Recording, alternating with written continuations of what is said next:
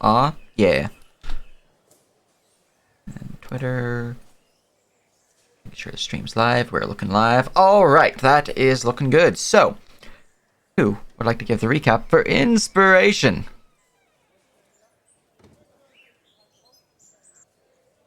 I think Morkag should do it. Yeah, do we have to recap what Morkag did? Because I can. I can recap that part in character next morning. All right, so last time. It was we got together with the innkeeper finally, and he told us why he summoned us. People have been disappearing. There's this delicious tidbit about Lady Eris Rosevane, a noble who was also looking to the disappearance, who was found, for lack of a better term, mutilated in her manor, which she now haunts. That body was found by Margo, the woodsman. So there's a lot to cover. We were introduced to several NPCs. So there's Margo, the woodsman.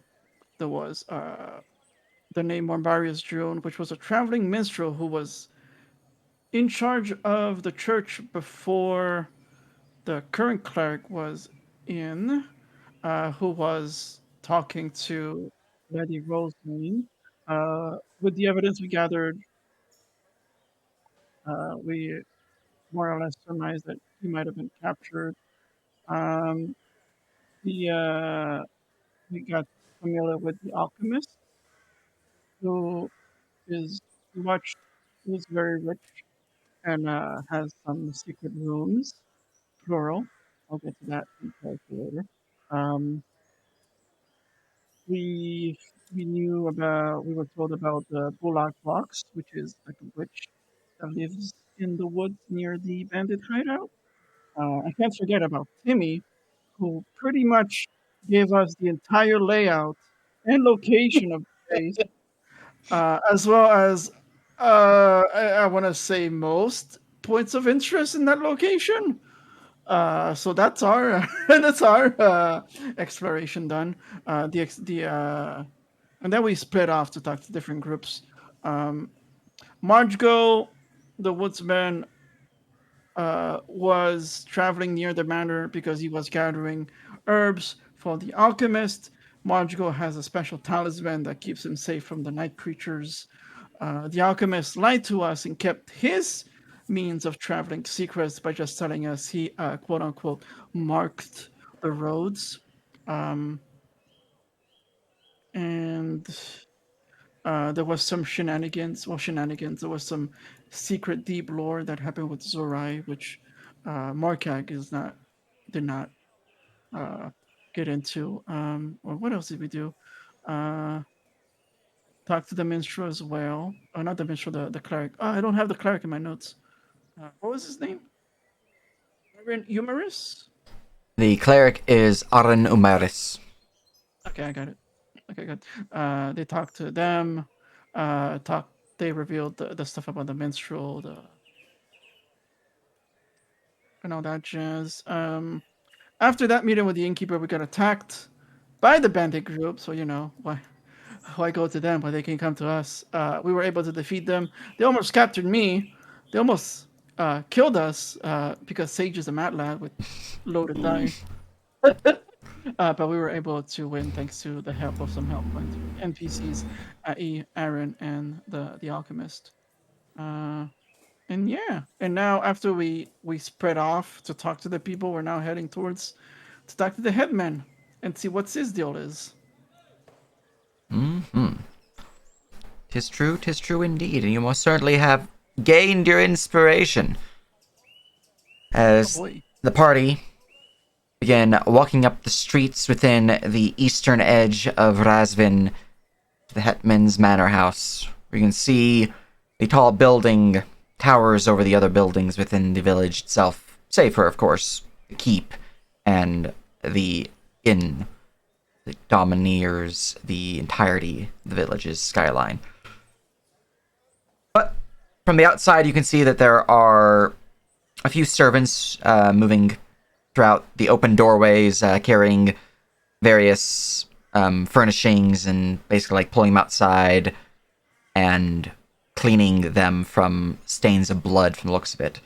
As it seems from the exterior view as you're approaching, the hetman's house itself was also attacked and the bandits were able to get inside.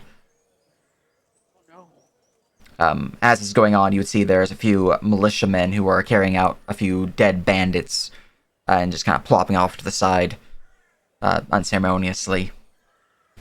Ooh, more gold. I mean, what?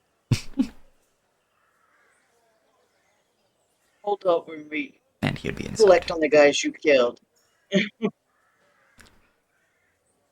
Yeah, let me go look Look at at Resnick. Look at that innocent smile the headman has.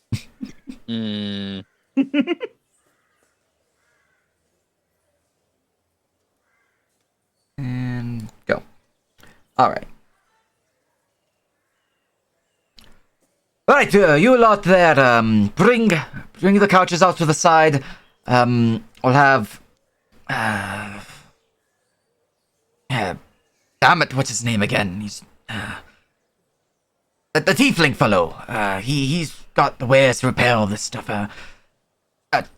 Jimmy, go and get Calm over here. Let's get this stuff, cleaned up. Frederick, go and see the Lord. Make sure that this is all cleared away.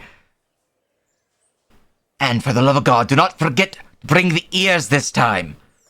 I have a field day with the fucking Lord if it keeps happening.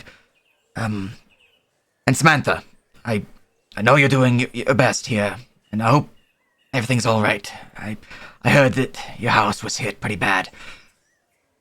Not to worry. I appreciate your kind words. My boys fought him off well enough. It was just scrapes, so superficial damage on the house, nothing more. Well, that's good to hear. We have the new people about town. He'll turn to the party. You lot, heard you fought well. It's good that we have capable fighters joining us in town. Not too many of us left, but hopefully that will change. What can I do for you?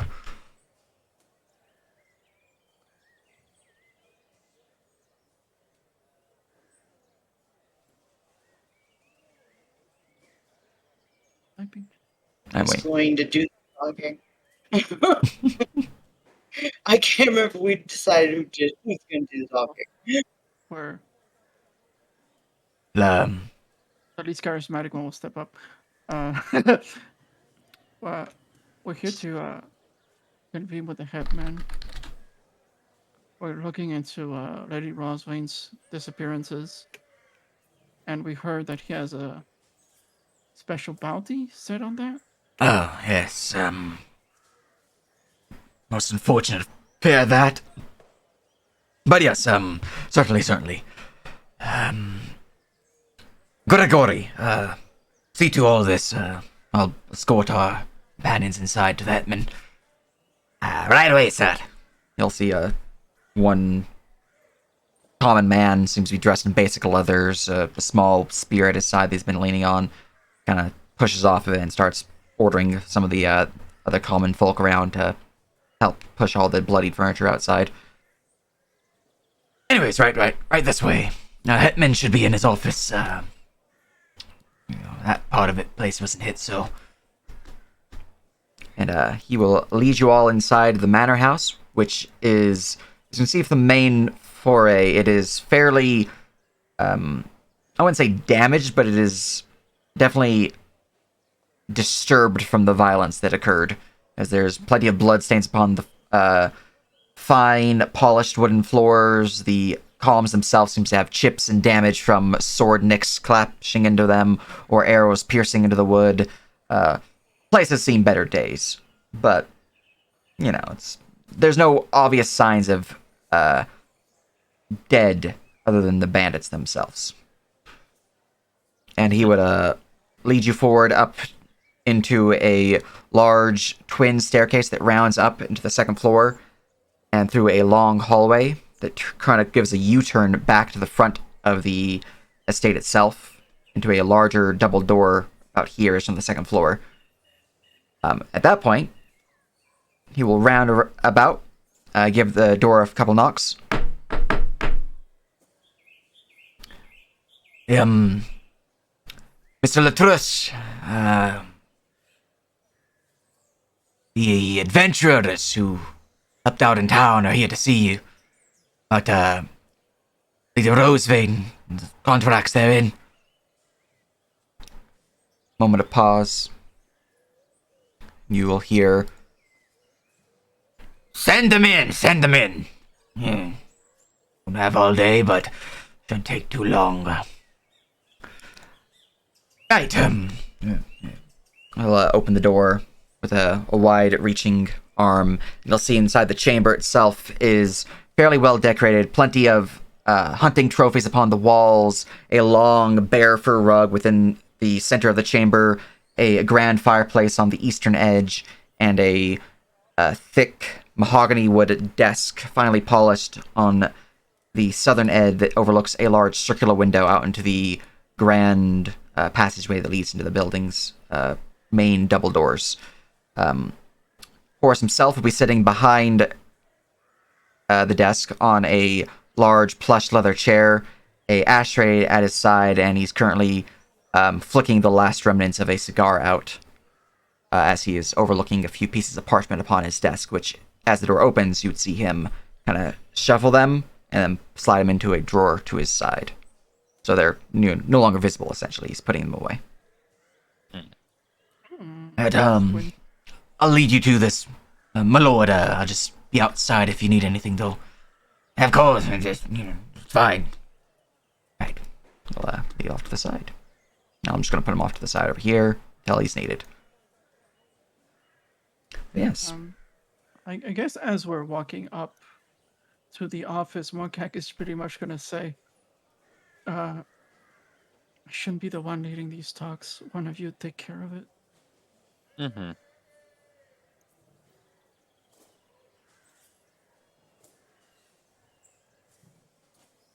All right. So the Who's doing innkeeper the told. talk? Sorry. Mm-hmm. So the Okay. innkeeper told us to come here and ask about some contracts. Ah, The yes. missing people and Lady Rosevein's manor. Yes. Business quite bloody, that, but, I need it to be taken care of. Place cleaned. The ghost.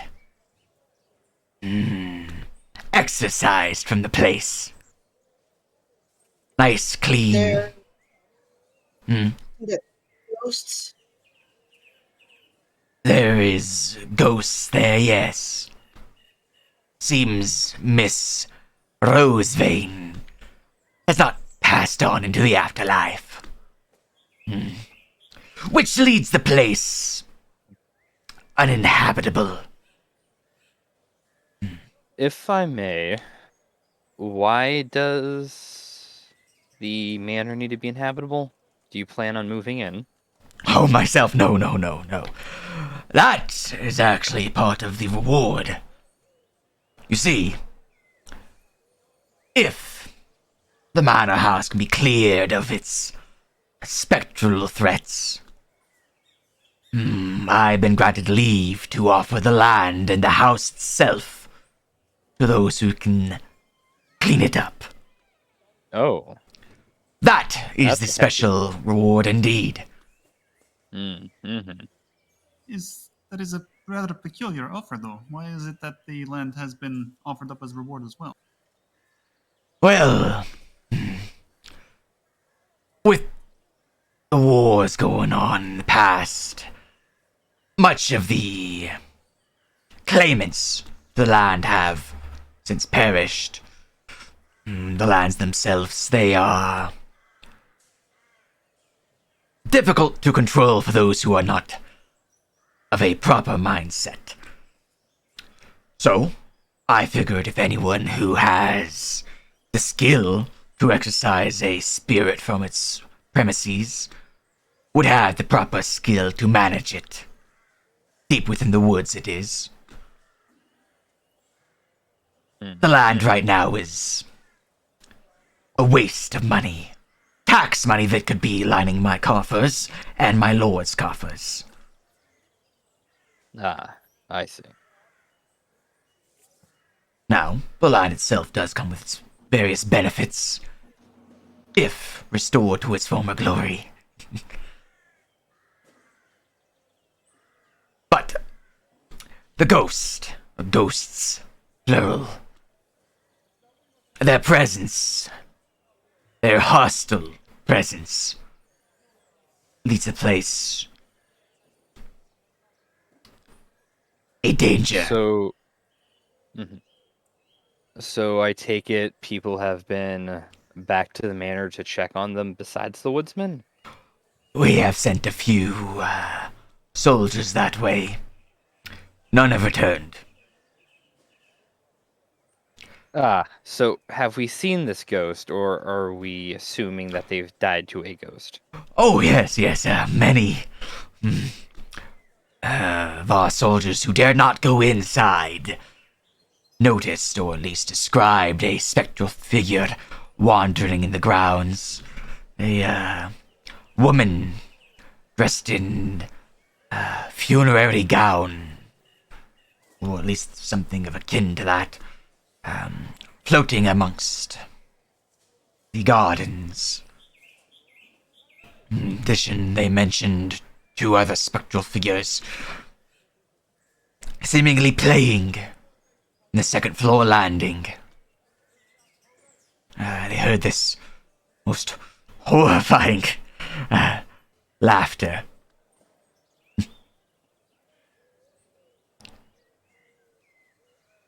I suppose it's the children. I see. Yes. Most terrible that. But it cannot be helped.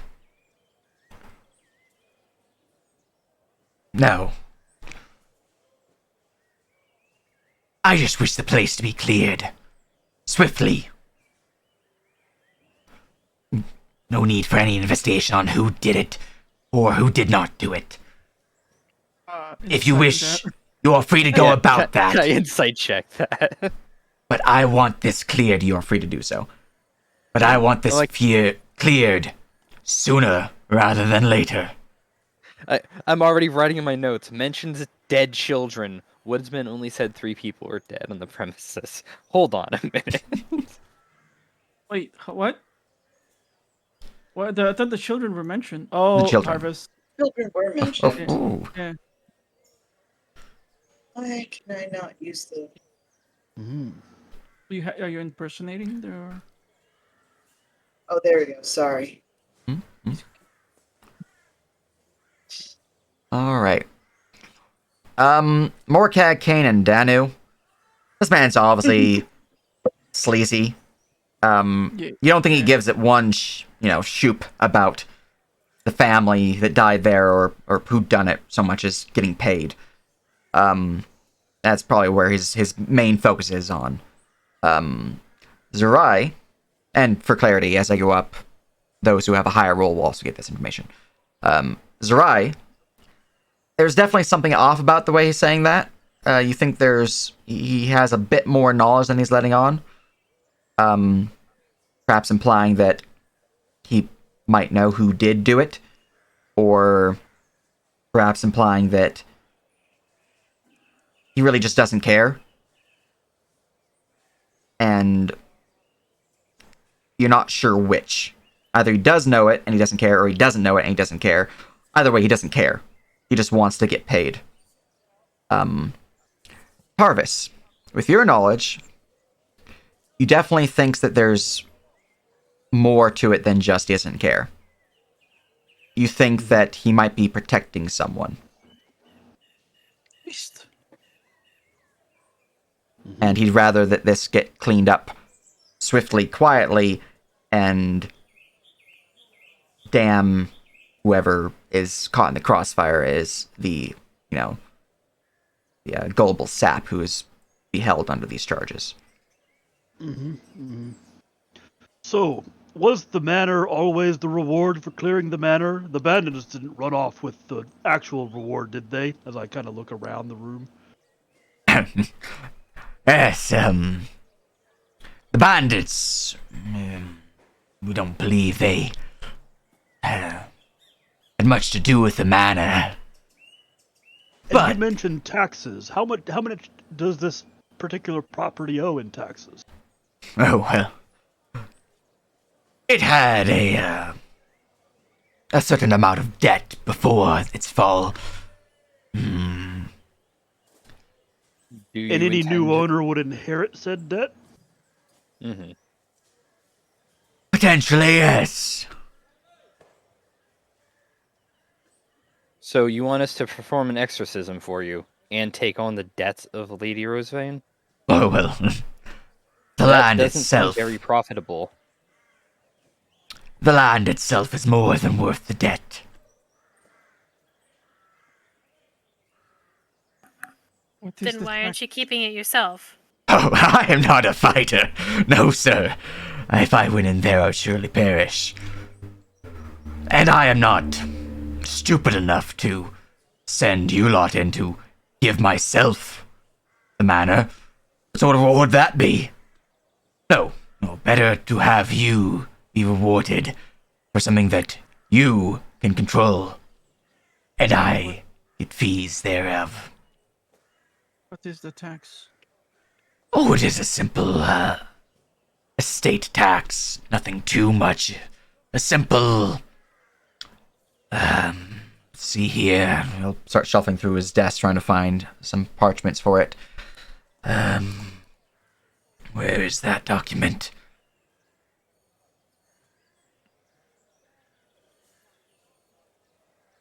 Ah, here it is. A simple 150 gold Oh, a month. a month.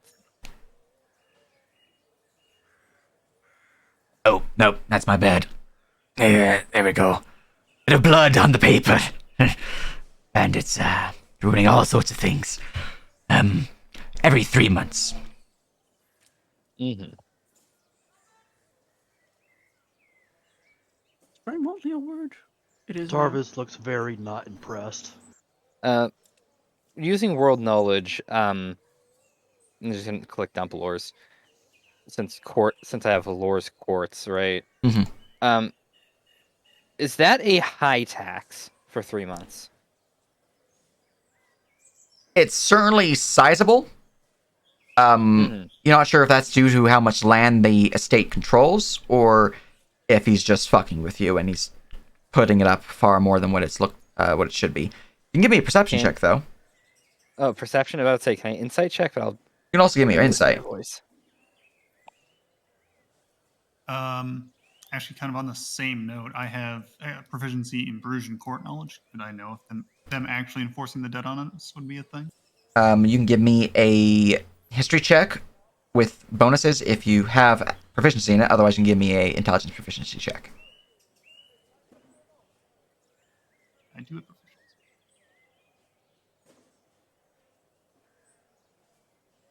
All right. With a 19, it does look like the parchment was somewhat smeared with blood. So you don't think he was lying about that part of it.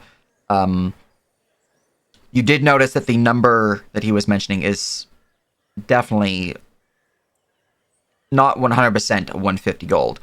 It could be like a variation thereof, like maybe 120 or just 100. Anything that could look like 100, like 3 digits. Mm-hmm. But you don't think it's actually 150. Your insight with your knowledge perception, it kind of falls through. He's probably not giving you the full shoops and whoops. Kashmir, do you have proficiency in history? Sorry, I don't have proficiency in history. I have proficiency in the lore. Sorry, I should have rolled intelligence. Gotcha. But it's a slam check anyway. Alright, which means I would be applying a proficiency, so 16 total, and Zerai, before I get to Kashmir's answer, doesn't seem to be any fighting in this chamber, no. There's no, like, signs of damage upon the rug or the furnishings or anything of that nature. With Yes, Kashmir, Blood on the paper. Indeed. With Kashmir, with your 16, knowing about courtly laws and the like, it's potentially possible that they could push this debt onto the debtors, but that would be a lot of legal proceedings, and it's not guaranteed to go off, especially since the estate has been abandoned for so long. It's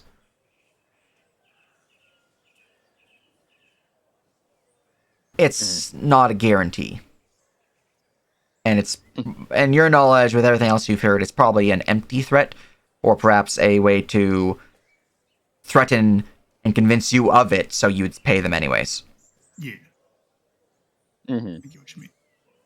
All right. I'm gonna pull a bluff. Let's go. Having seen a map of the lands, I can tell you I know full well it's not worth any more than 110 per 3-month period. Deception check? Give me deception, yeah. Alright. Fuck.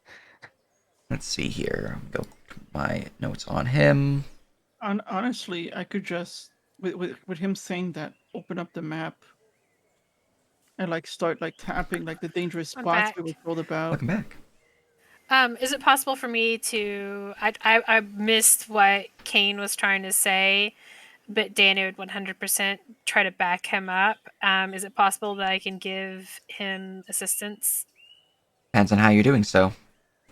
I have no idea what kind of lie you told him. Well, he was saying that the debt, judging from the lands itself that the manor would control, is nowhere.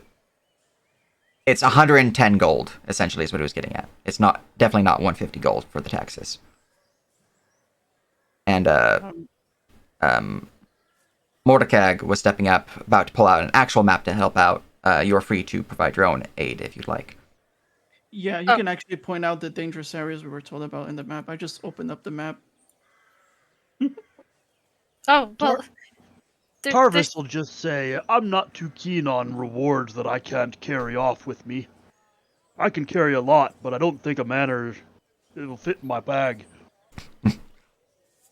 I have no need for this land. And also, what is this? Looks dangerous. This looks like it. There's so much that's going to be required. We're going to have to spend money of our own. Are there going to be deductions? I feel like yeah. Wait. Oh, 110 seems kind of low, Kane. I'm thinking more like 80 or 90. Kind of high, you mean? Oh, hi.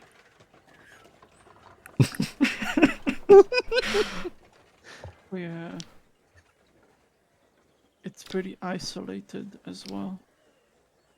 Far from everything, it looks like. All right. Not to mention the gold it would cost alone for us to transport the funds back and forth to the town. Have to feed the horses or to walk on foot, time's money and all that. Oh, the fees alone, everything. 80 might still be too high. So, Danu, you can roll me a persuasion with advantage, and Kane, you can give me another roll for your deception, as it's now gained advantage. Okay. Yay! I'm gonna use the destiny die. Let's go. All right.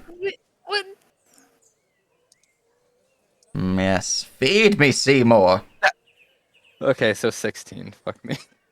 I guess technically I can't use Destiny because I already used them.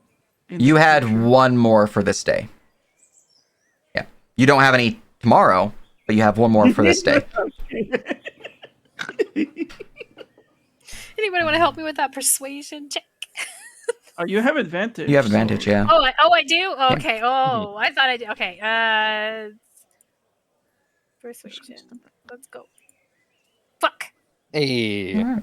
Destiny die? You want to? No. Feed No? me, I'm never Seymour. going to use one of those. You sure? It'll never. No, unless somebody's going to die, I'm never going to use one of those. Okay. Nuh-uh. I'm not falling for that. Feed me all night long. Yes. Alright, let me go give him his own insight real quick. That's natural 1. Makes sense. Alright. And then his opposed persuasion. Another one. Oh no. Can we use Destiny to lower that roll? No, you can only use Destiny to increase your own, unless you have the Fate Taker feat. Nice. You don't really want the property anyway. I mean, Well, there are certain things that go with this property. If you were to accept, it wouldn't be just the property you'd be claiming. You'd be claiming the lands themselves, and all the holdings therein, including the relics and all the finer things within within the manor house. That may not even still be there, because we have the woodsman saying he saw bandits in the area. Oh, they would dare not go in there. They are not that stupid. You're still attempting to pay us with things that you don't actually possess. Well, from my understanding, you're already being offered a reward for stopping this threat. This is an added bonus for doing it swiftly. And you would have my favor. I'll give a big old grin like his picture shows. What constitutes quickly in this case?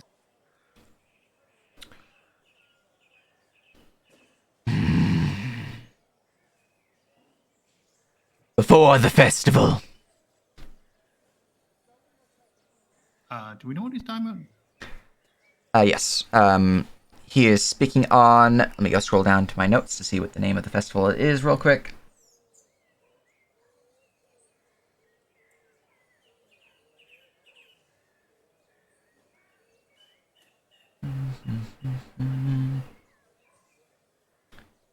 Yep, just before the festival. What's the name of my festival, though? Yes, the festival. I remember that one. The festival where the vampires used to gather up the villagers and douse themselves in blood, but now has become appropriated by the proletariat into something more... I can't believe they're culturally appropriating vampires. Ah, yes. Of course, Vasily. The, Festival of Dreams. Annual festival.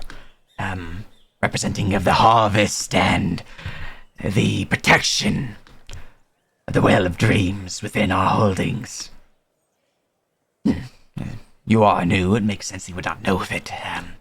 Many within the lands so hold it similar to, autumnal equinox or, the All Hallows Eve is also a similar event that occurs on this time period, but our little village, we focus on the Festival of Dreams. Oh, and he'll take a small mug on the side and sip from it. Okay, what I have empiric folklore. Would it be too much of a stretch that the meme I just said was actually true? It was a special day for vampires. I'm gonna go on I'm gonna say this now. I was not paying full attention to what you were memeing about because I was looking through my notes. What were you memeing about? Saying that the festival used to be in the olden times a special day for vampires where they would gather up the peasantry and like feast on their bloods and do like secret rituals where they would empower their power using the stars and whatnot. Oh, you don't have to roll for that. You know Is that actually true? that's totally something that would have happened back in the day. All right, so Markek's plan is to get out before the festival happens. But yeah, that was definitely something that would have occurred, which would have made All Hallows Eve an especially frightful night for most citizenry here. Hasn't been that way in centuries, though. I'm so glad I'm wearing a mask because I'm sweating bullets right now. I think I missed it. How long do we have before that festival? Ah, yes, the festival is in 2 months' time. But Seems people will be gathering within the month, so you have the month.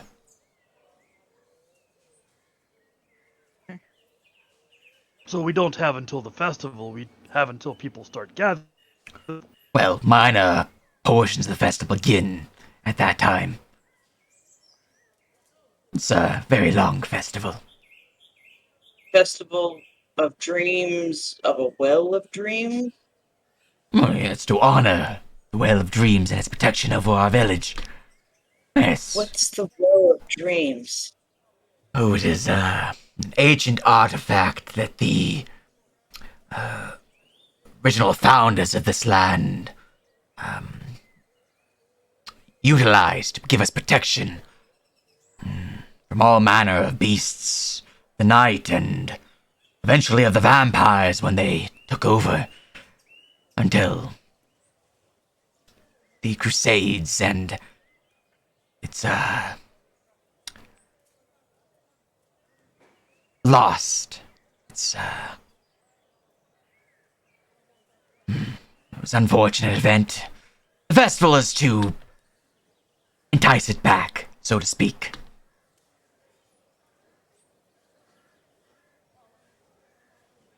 Got a month. Well, portions of the festival begin in about a month, but the height of it is at the height of the autumnal equinox.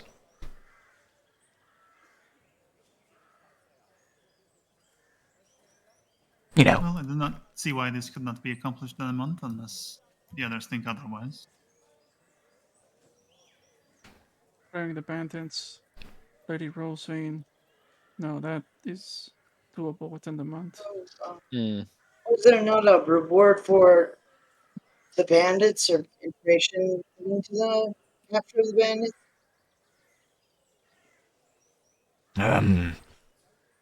bandits, I believe the law is dealing with their bounty. I have nothing Okay. extra for them. Understood. I have a question regarding the deed of the manor. Yes. Where is that deed? Do No. you have it in your possession or is it within the manor? It is safe. Squints. You need not worry until your job is complete. Another big smile. Hmm. Uh, Can I insight check that for Yes, you shits and can. giggles? Yes, you can. might as well. Okay. I mean, he's talking to me. Hey. Whoa.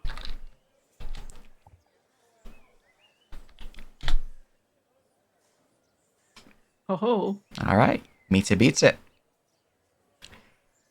So, he's definitely a sly one. But Kane, that small smile, you can see it quivered ever so gently at the end there. You definitely think he doesn't have the deed.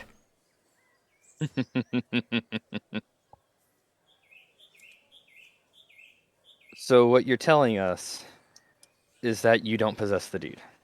Of course not. I have access to it. See, I think otherwise. I don't know. There's something about that grin of yours. Well, if you do not wish the contract, just say it. There are others who are willing to rise up in ranks. But yet, I do not think you would get a group that would be able to accomplish your goals as quickly as you would like. Nor do I think you would get a group who already knows how to raid the bandit base, or free all the prisoners, or, walk in their back door.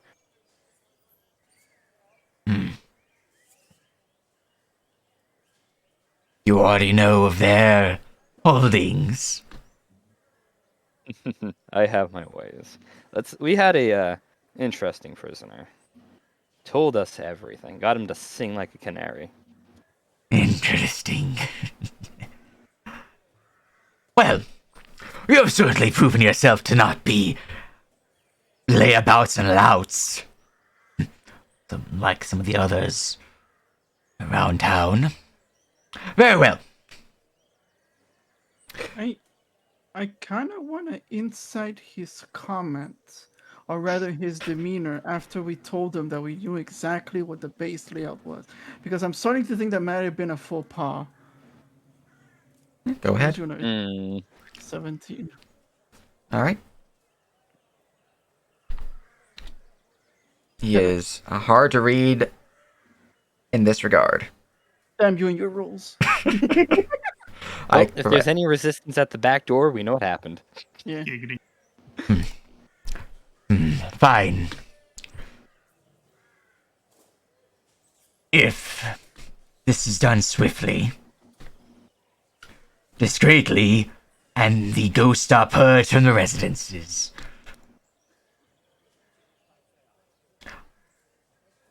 I will waive the fee.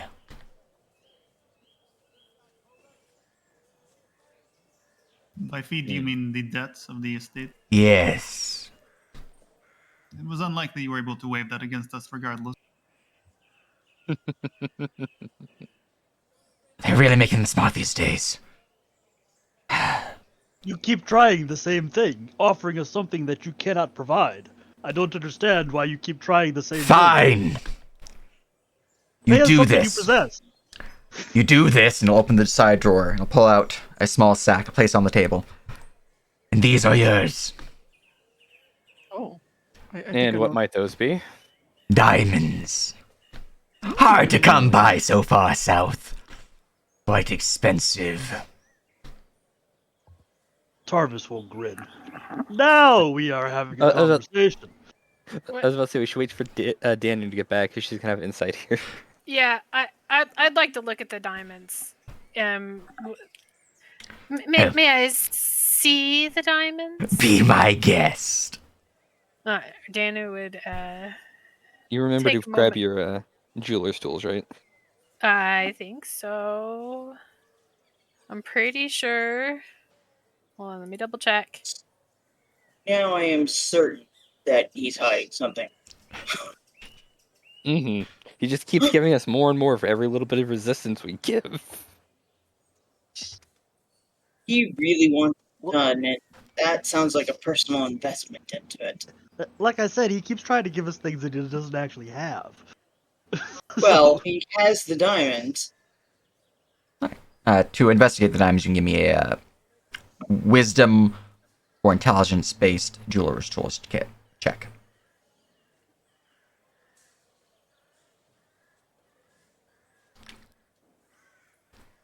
Can I help with that? You have proficiency in jeweler's tools.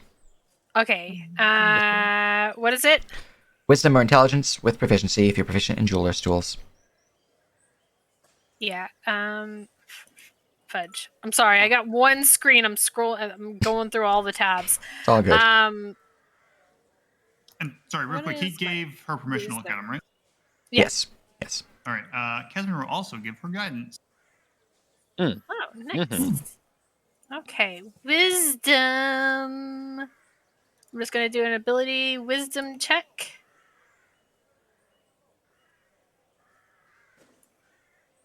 Oof. Not that it matters much. They definitely look like diamonds. Oh, these look legit. Of course. You've shown yourselves to be clever enough to see through any ruses. Why bother with a fourth?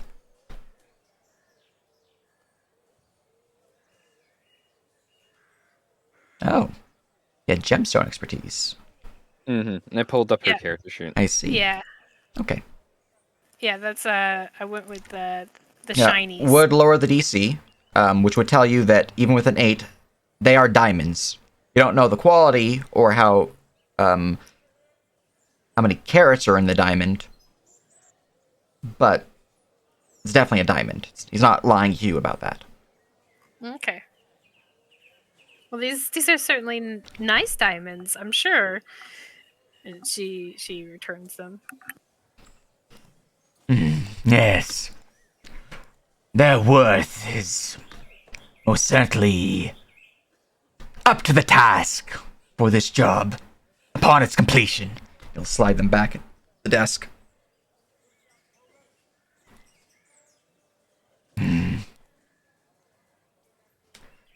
Okay. I believe we got the information we were coming here for. So during all of that, a lot of the time, Morka would be looking around. The room wasn't attacked at all, right? Correct. So he is basically gonna see if he can spot anything that's magical that's protecting this place. You have detect magic Or- active. No, I do not. So I guess just straight perception. He's just gonna Yep. look around the room to see if like this is the only entrance or if there's other potential means other than the fireplace. So just perception. Looking around the chamber, you would see that there is another door that leads into the chamber. So if you're looking at, like, this is the south wall that has his desk, and he's sitting over here. Large circular window, fireplace, door that entered in. There'd be a door here, off to the side.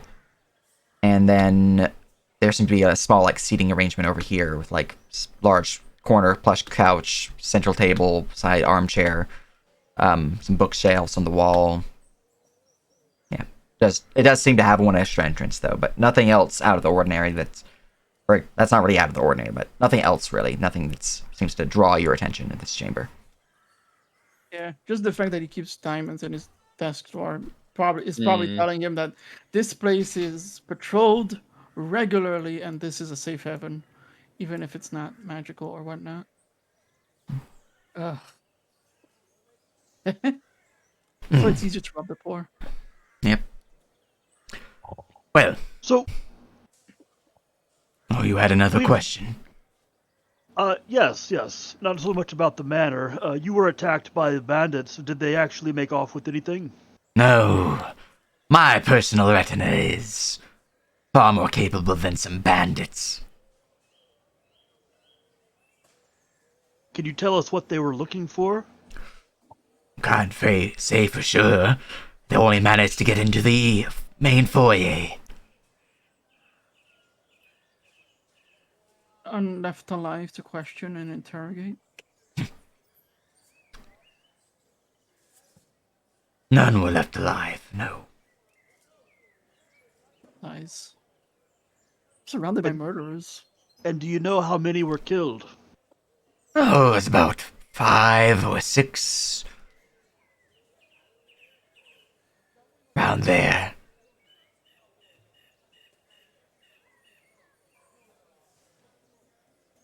Well, 5 or 6 less bandits to kill. Yes, suppose so.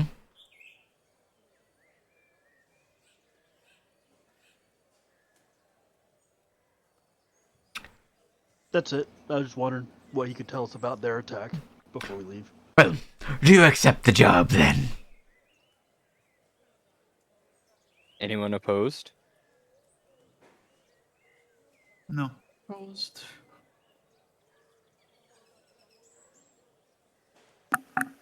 I'm okay with it.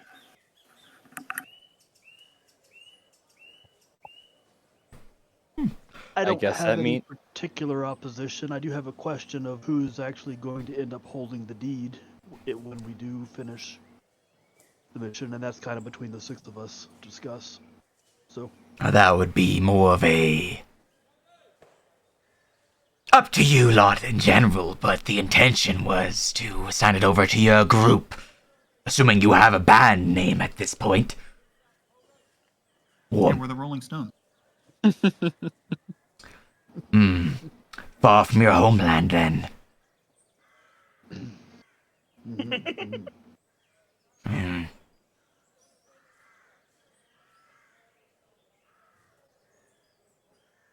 We'll get to that bridge when we get to it. Indeed. fair enough. First, you must retrieve the items within, the reward within the manor, and expunge the ghostly presences. And then we can discuss the deed and who name goes upon it. Mhm. One more question. What proof do you require that the deed is done? Oh, I require...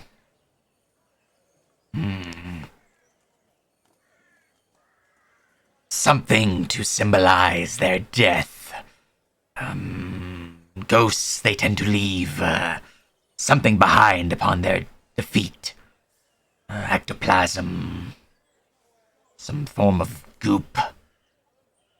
Something of that nature will do. One for each. Of course, if you go a different route, the priests might know of alternative methods. A full week. No hauntings or sightings of hauntings will be proof enough. And the week to start at the deadline. Yes.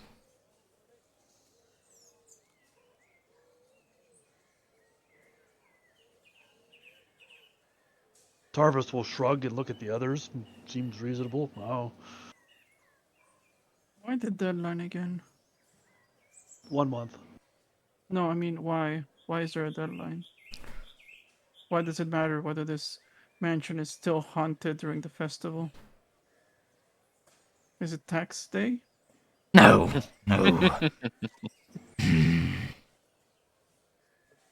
The manor was the ancestral home of our town's founders. Seeing it in such disrepair would bring ill omen to our day of festivities. Wouldn't do Like well. that. I'm gonna insight check that. Yeah, I think I'm definitely. Yeah. Like right now, I was gonna let it fly because vampire overlord, but But I mean, I have a running theory here that he really doesn't want the ghosts alive on All Hallows Eve. oh yeah, we'll definitely diplomating the ghost. All right. Definitely. Kane. I mean, he's lied to people a lot. This conversation. It's hard to read. He could be lying. He could be not be.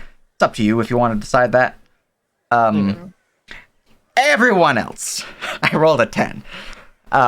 Everyone else. There's definitely something more to it than just the festival. You think that it's a half truth, wherein, that estate was definitely the founding family's estate of this town, and it would probably bring some form of like bad luck or anything of that nature to it. There's more to it than just that, though. I guess I'll ask in characters inside. Who are the founding family? That would be the dynasties. Ruled over 600 years ago.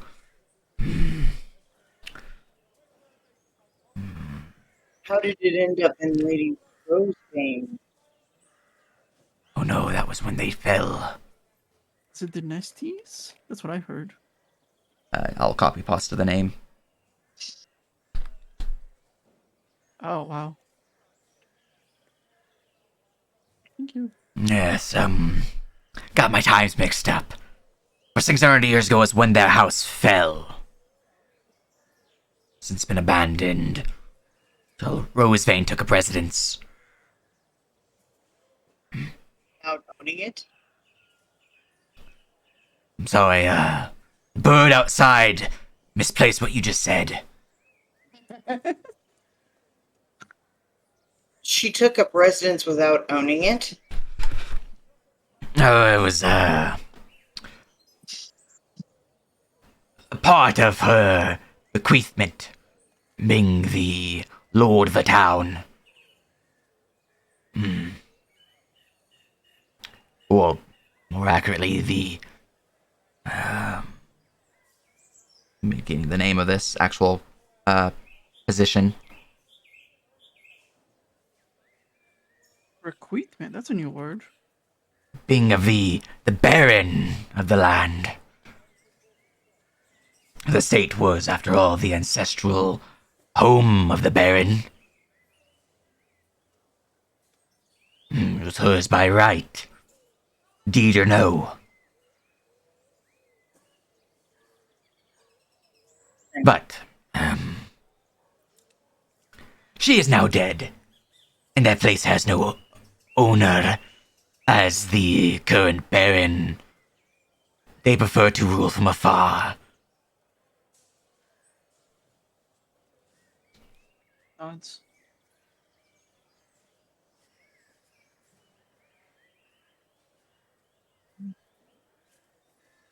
Still, the land is there, empty, not gathering any profit. And it need not be a hostile partnership between yourselves and I.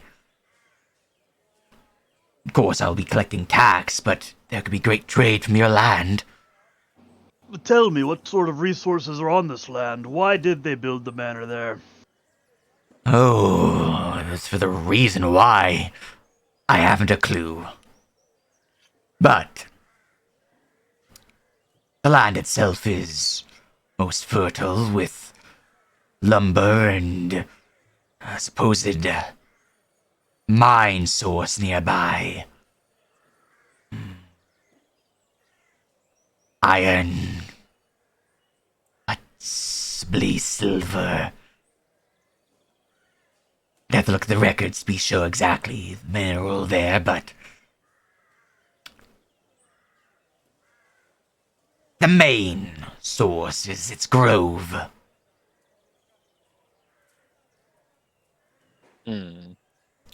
It's grove. Yes, the Duskwood.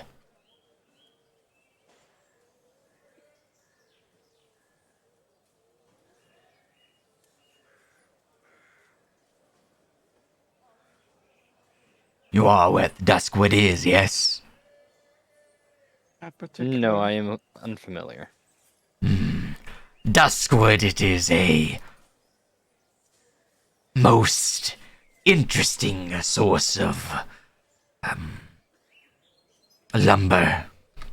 It is, some say, magically enchanted in ways. Others it is simply seen as a stronger, sturdier form of lumber. I myself view it for what it is worth. What it is worth is a lot, as the lumber itself can be used in many such fine craftsmanship, and I'll kind of tap the desk itself. Similar to the desk here, though it is not of the Duskwood. It can make such fine furnishings. Beyond that, you'll point up to the fireplace's mantle where a long, curved bow lies. Weaponry of superior quality can be formed. Even armor, if one finds himself attuned to nature.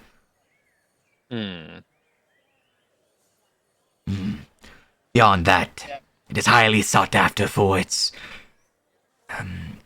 fire-resistant qualities. Perfect lumber for ships and the like.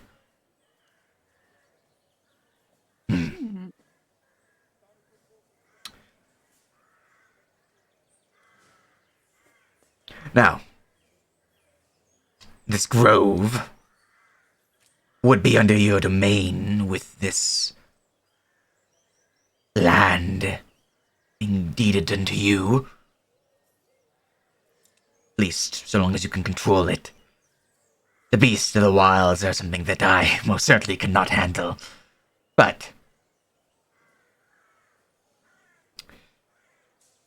trade. I would provide you with the contacts needed to get it outside of this forgotten land. Enrich your own coffers. That is just one of the many wonders of this estate and its holdings. Simply must do the job. Mm-hmm.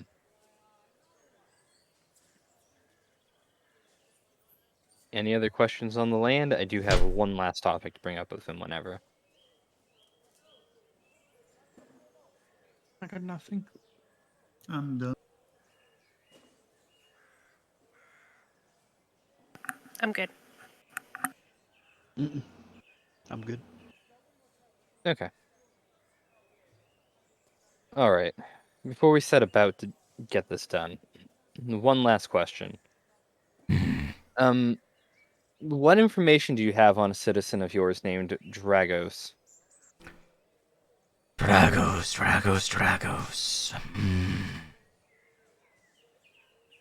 Who was Dragos?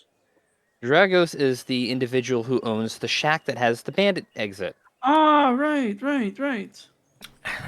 Yes,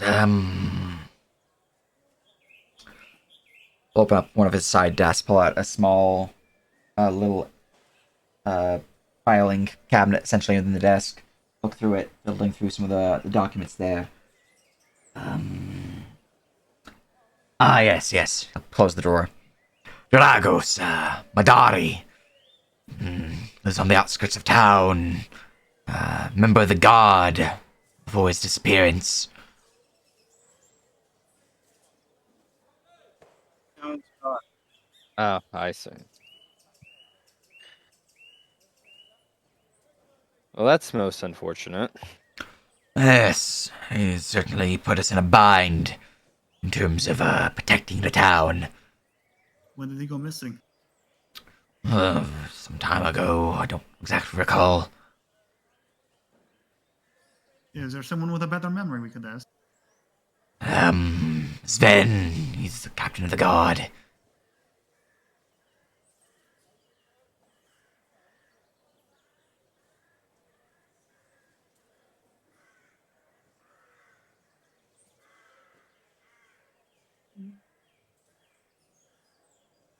All right, that's all I had on that topic. His name has recently come up, and I was curious as what type of individual he was. You'd have to ask his friends and family if you want to learn more about him as an individual. But if you have nothing else, then see to your business. There's little time. Time wasted is wasted coin to be gained. Mm-hmm. All right, I'm guessing we're setting off once Josh reconnects. Well, I mean tomorrow morning in game, yeah. Mm-hmm. Because this is technically after directly after the attack, so we're still like bloody. Well, and I meant shit. like leaving here, this place. Okay, The estate. yeah. Mhm. I don't believe we decided where we were going first. I thought we did. I thought we were going to go up north to trigger the waypoint and then make our way down. Mhm. But from this point immediately onward, I don't know where Oh. we're strictly going next. I I think do we've have done- that. I do have that specialty thing to show the priest to get us some. Oh, he disconnected. To get us some access to purchasing anti-undead goods. Oh yeah, and talking to the undead and whatnot. And I need to buy some blunt bolts and tell all of you to stop murdering. No. Especially in the place where there's a necromancer. I don't want any bandits to die in that bandit whatever it is. I don't want them to come back as fucking. There are easy ways to prevent people from returning from the dead. Unfortunately, magic is lethal. Yeah, but I mean those that don't use magic. Oh. Mhm. Like I'm buying some blunt bolts.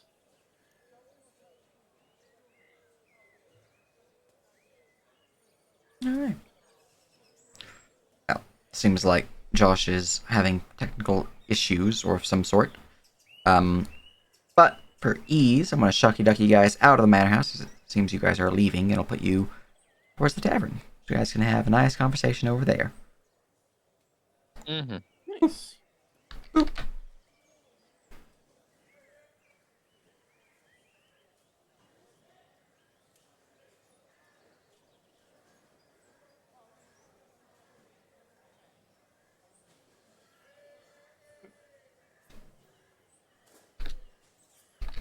Is it just me, or is that guy definitely connected to that murder in some way or fashion?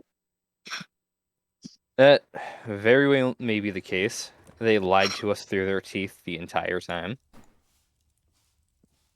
Whether or not he was connected is of little relevance, as he's not. It is not as if he prevented us from investigating the other Mhm. potential links to it. So. I would Maybe like also to because talk to he this did. ghost before we potentially dispose of them, if it's capable. I mean, if we are capable. If you have the means, I'm all for it. Speaking to ghosts is difficult. They're usually completely caught up in whatever is keeping them in this plane. For instance, constant crying and wailing about their death or about their children, or usually it's very difficult to speak to them. the temple might what was the name of that? Aaron might know a way or two. Religious type to know. At the very least, I can speak a language the undead can understand. And if they respond in kind, I can communicate.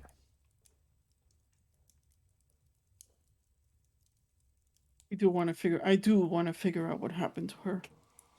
Mm-hmm. Being mutilated like that. Plus, I would like to know more about this Daenerys family. Wait, Not Daenerys. Daenerys. the nasty. Yeah. You just stole Game of Thrones is on that one. What the fuck? Regardless of how we deal with the undead speaking to them or whatever, they should be put to rest regardless. There's no room in this world for such abominations to continue to persist. Hmm.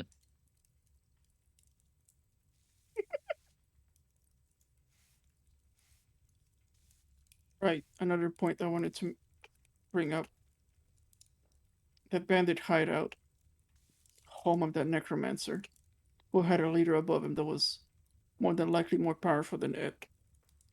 I know it's beyond some of your capabilities, and I don't mean that in a way that's insulting, but maybe not kill everyone.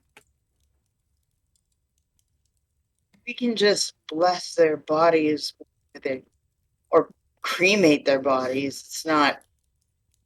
Mm. I do not understand the full capability of an necromancer lair. I have a suspicion, and I'm taking this from vampiric folklore or whatnot. Should they die within that area, they might come back just right then and there. Mm-hmm. So Immediately? it is in the stories.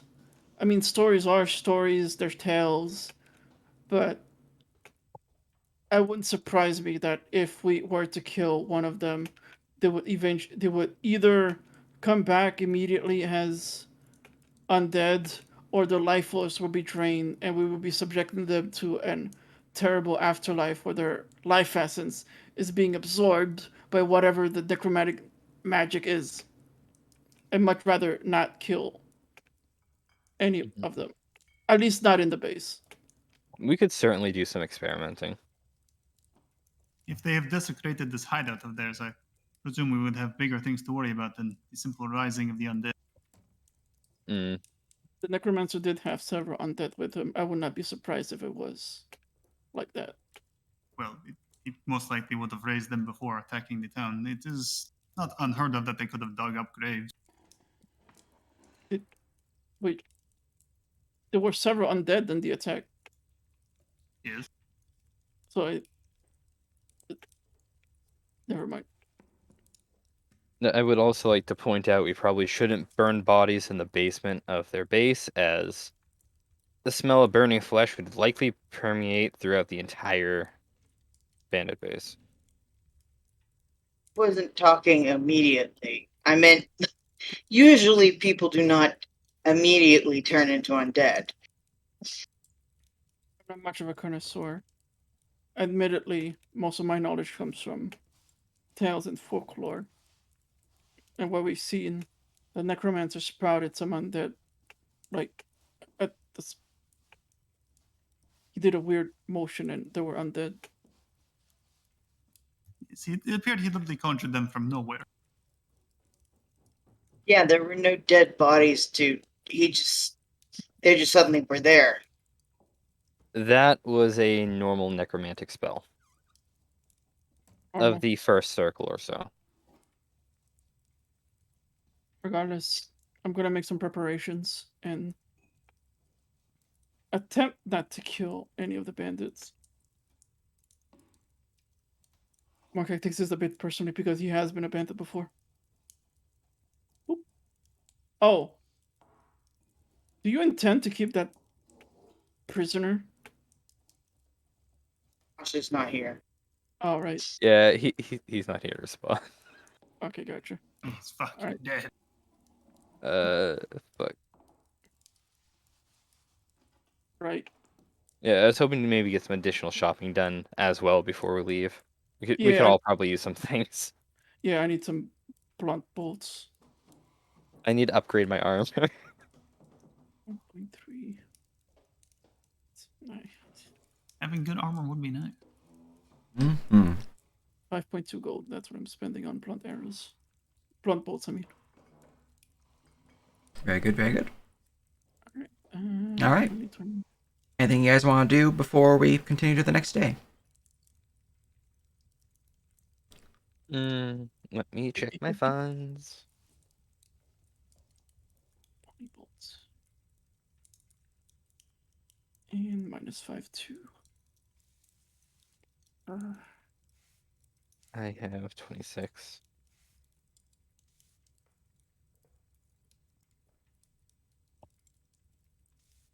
Did we split up that all that stuff we sold and just threw it into the group fund? Or do we what do we do there? I think we did split it. But our quartermaster is. Oh no, he did. Yeah, we did split it. Oh yeah, he did split it by 7. Yeah, okay. Yeah. So that's our share each.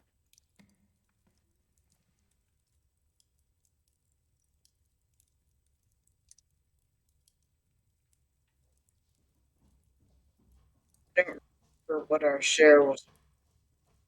It's in the item lab. Yeah, it's 58.69 GP each. What's 69 GP? Is that 69 copper? 69 6 copper silver. or 6 silver and 9 copper. Yeah. Okay. No electrum.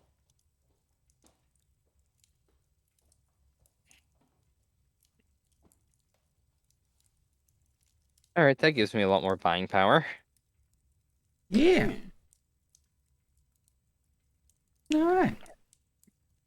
Oh. Is he okay though? Is he gonna come back?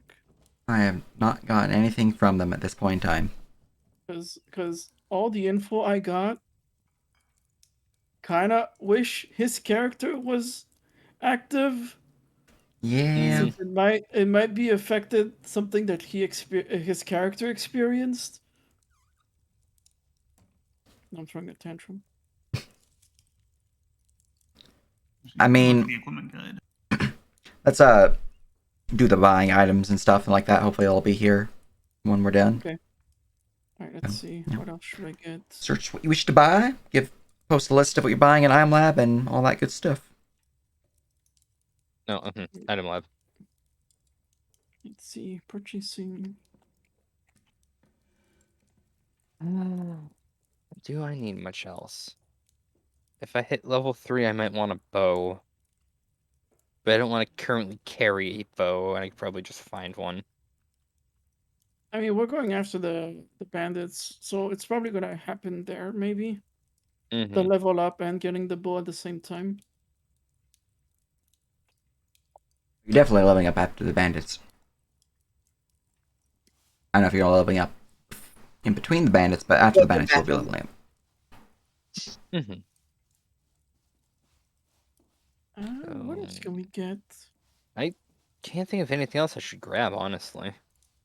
How much for those weird teas? You know, the necklace with the T on it. Only simple.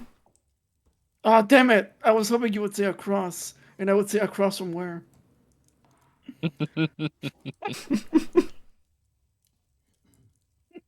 Yes, of course. Uh, but I guess a holy symbol won't work if you're not a holy person. Oh, he's back. He's back. Yep, that was a fairly. We were just doing shopping shit real quick. Yeah, I'm just gonna grab studded leather. That's all I'll do. Mhm. And the blood bolts.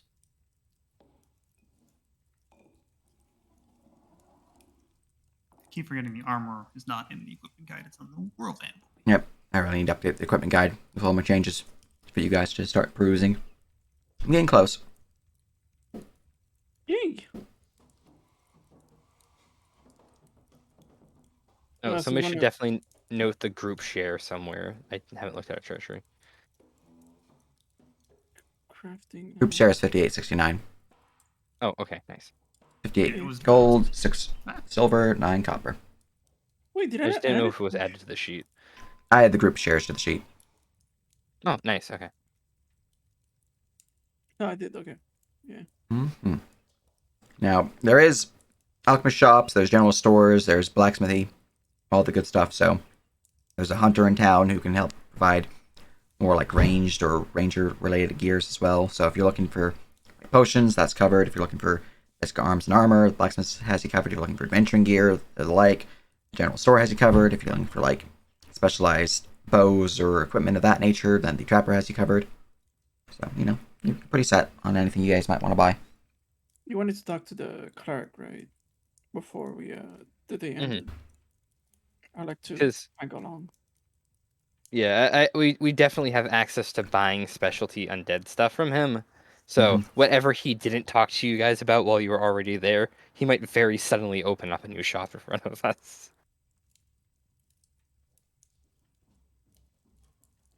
So it'd be nice to know where he keeps the stuff too. I now have 12 AC. Just so I need to edit that on my token so that I have 14.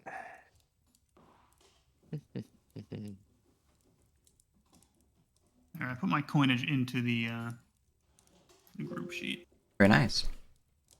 And I did subtract the 69 from the scale mill, unless I need to wait for Nice. confirmation. Very good. You're buying things at market value in town, so Woo, plus you guys 1 haven't done AC. enough question here to get a just a party discount yet. Oh, I was more concerned about it being available at all. Oh yeah, no, they have basic adventuring gear here. There's another way to get a discount. Hee-hee-hoo. Alright, so what did I miss? Not much. After UDC, we pretty much left, and we're doing some shopping now. I kind of was waiting for you to come back before I talked about my misadventures. Okay. And also to discuss party's plans going forward. Real quick, selling items at half value or Yep, selling at half value. Gold, gems, and art objects and trade goods. Those are sold at market value. So if you see like a ring that says 20 gold, you can get 20 gold for it. I'm going to keep my spare armor on me just in case the worst happens.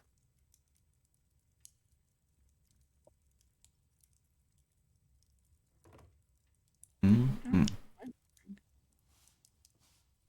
Started. sell Okay, mine. YOLO. that's why I was poor.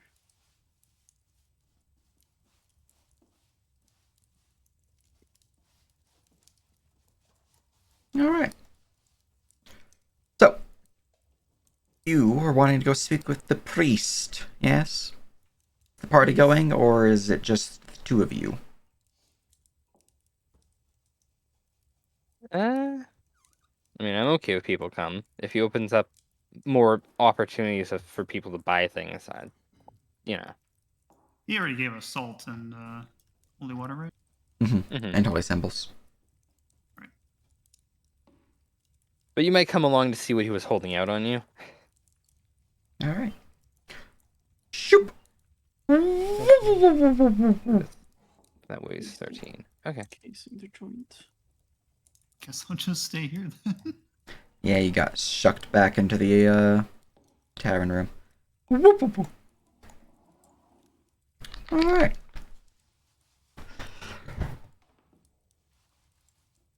I'm just gonna let's just grab some basic wood ambience, since you guys are probably gonna go to the forest pretty soon.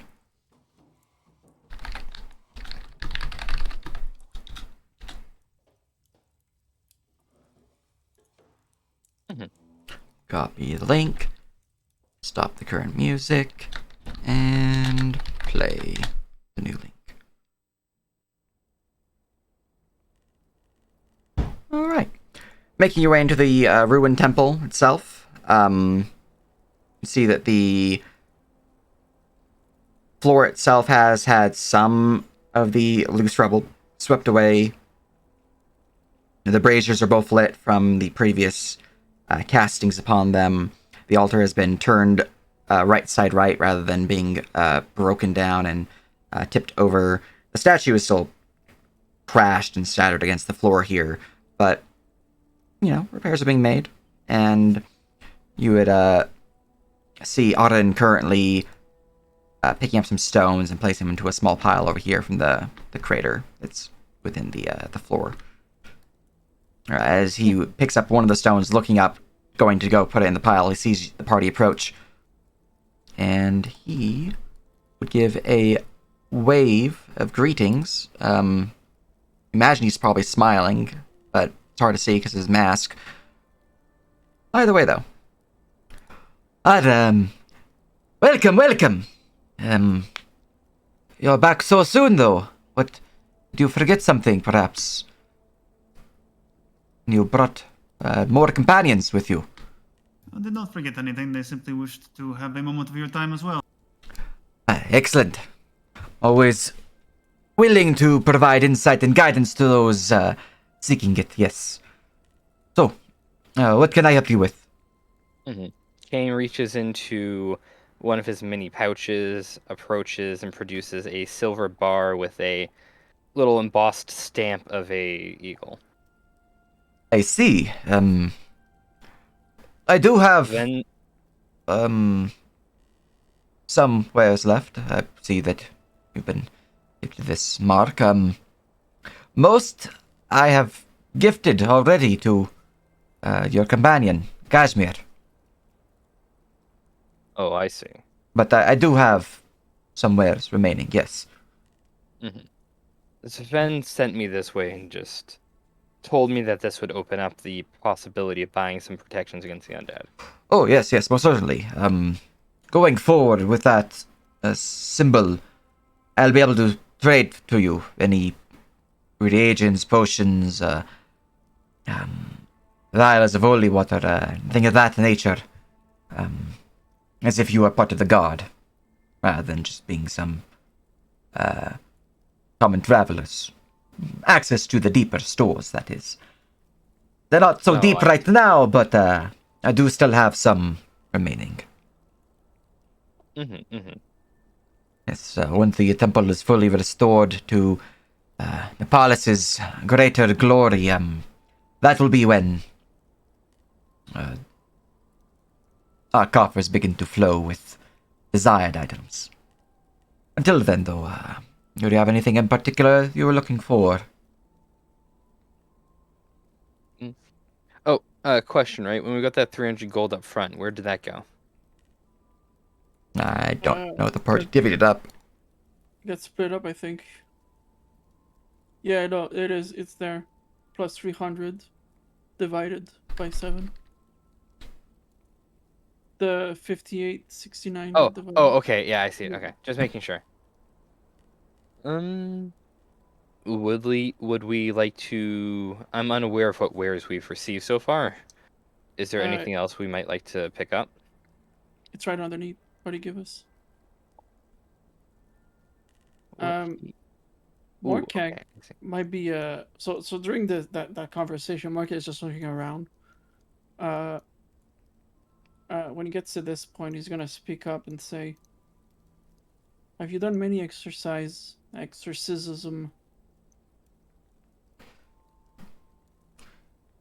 I have not done a great number, no, but I have done some, yes. Do you have any why am I blanking on the word books? Do you have any books about exorcism and the like? I do, yes.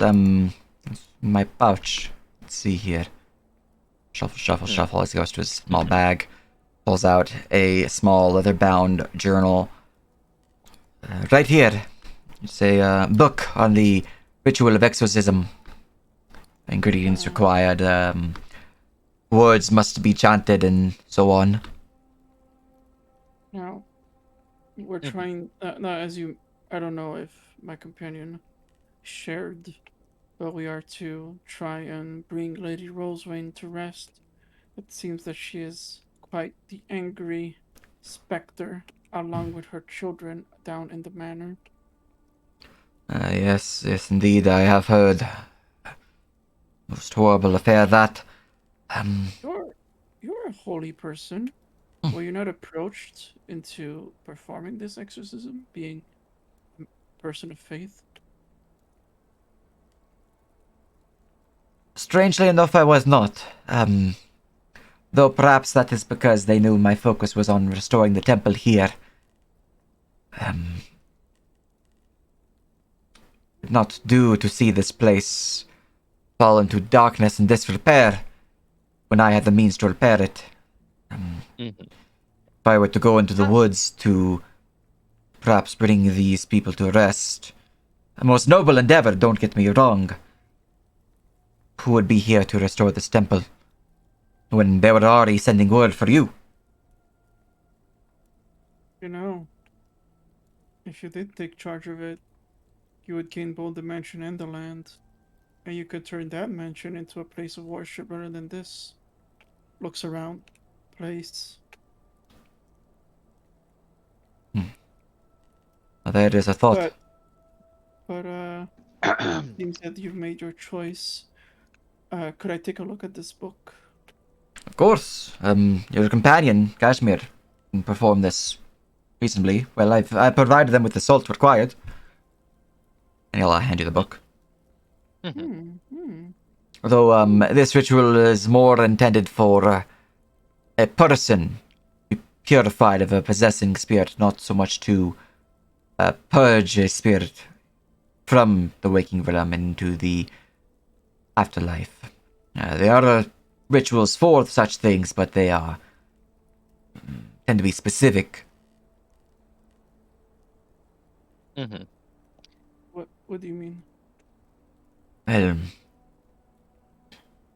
their particular effects, the words required, the materials deemed necessary for them, they are, for the most part, individualized for the spirit itself.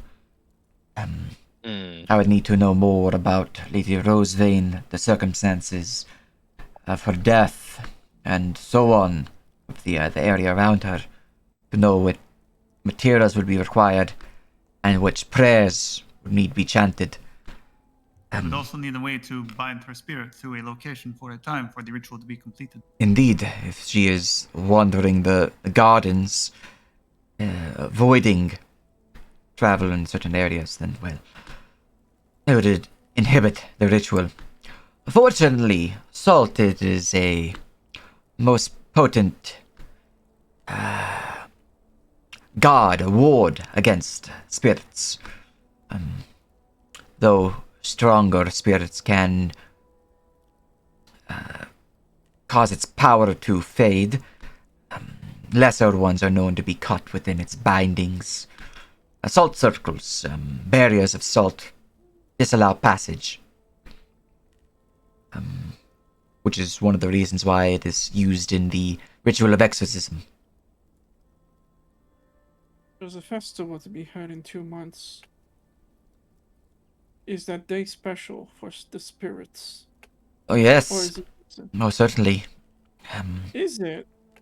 Is the barrier between the living and the dead, the afterlife, the ethereal plane, is most weakened on this day.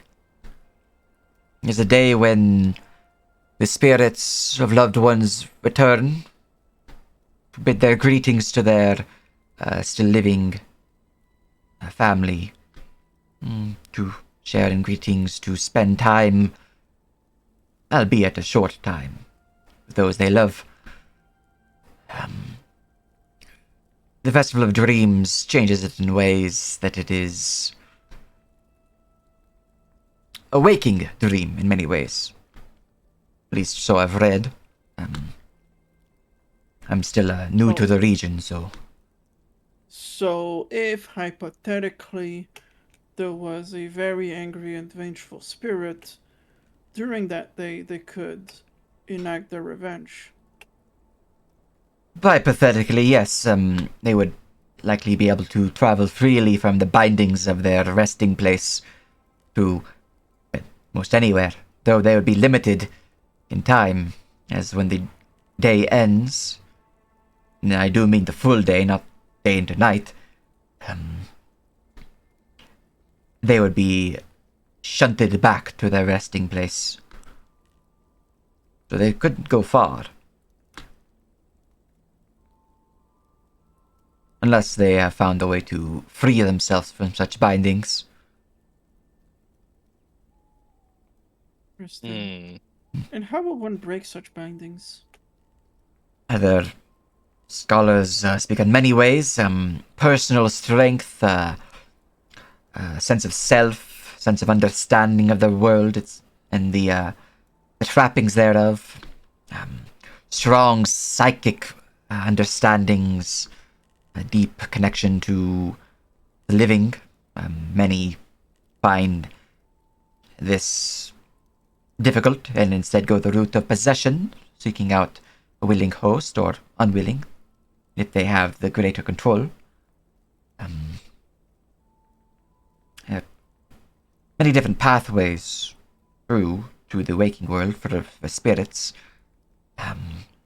One way is a partial path, but it is not unheard of from adventurers or would be most tragic deaths, those who find their time here not fully fulfilled, not fully spirit, but not fully living. Revenants, would they be called? Many tales of heroes being given a second chance from their deity to fulfill their oaths, to right the wrongs that they were sent to right, only to join back with their patron upon their conclusion of their sacred task. Out of character, revenants tend to return to death once they have beaten their personal quest or something of that nature. Or, some are restored to full life depending on the circumstances. Okay, well, not along. Since the book was already taken a look at by the one who can cast it, he'll give it back. Thank you. It's been most informative. Of course, of course. Happy to provide insights on these matters. Yeah, no, I mean, that's it. I got nothing else. It certainly filled in a couple blanks. Now, do you wish to utilize that symbol then, or simply wish to say your greetings and your prayers for His Most Luminance? I'll gesture towards the altar where you can see there's a small little base being formed there, seeming like a pedestal for a statue to later be placed. Not quite built yet, but in progress, in progress.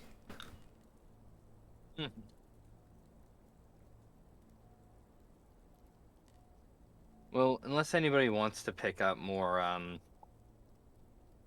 stuff, I guess we're good. I just thought of something. You said spirits can possess.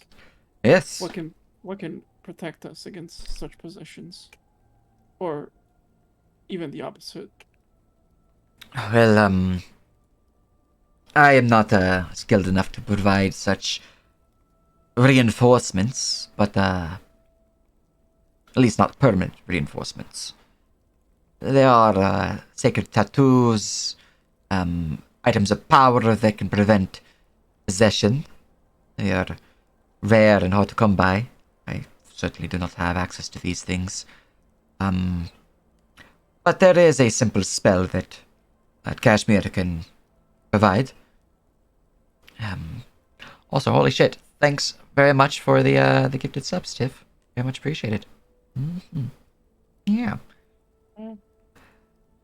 Anyways. And the opposite, how do you open yourself up to be possessed?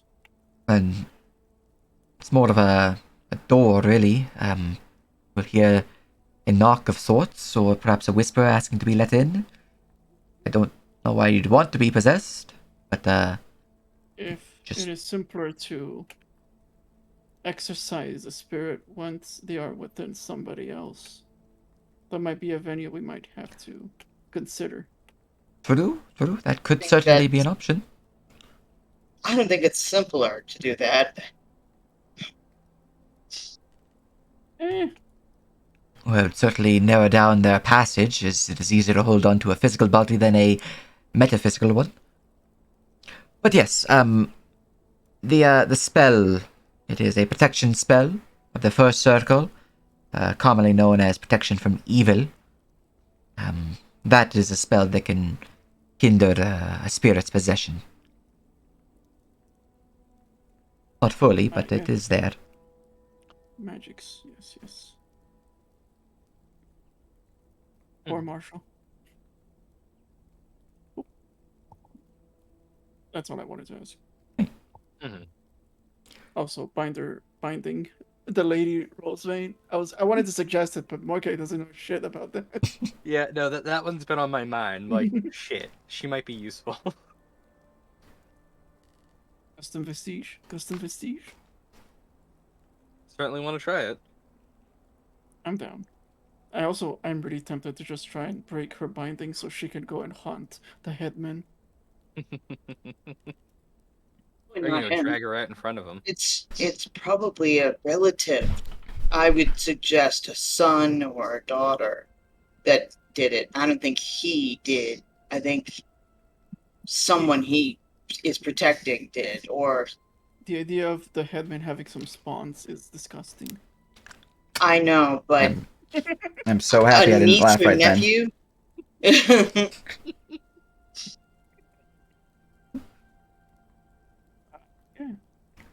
Or even just a useful contact or something. You never know.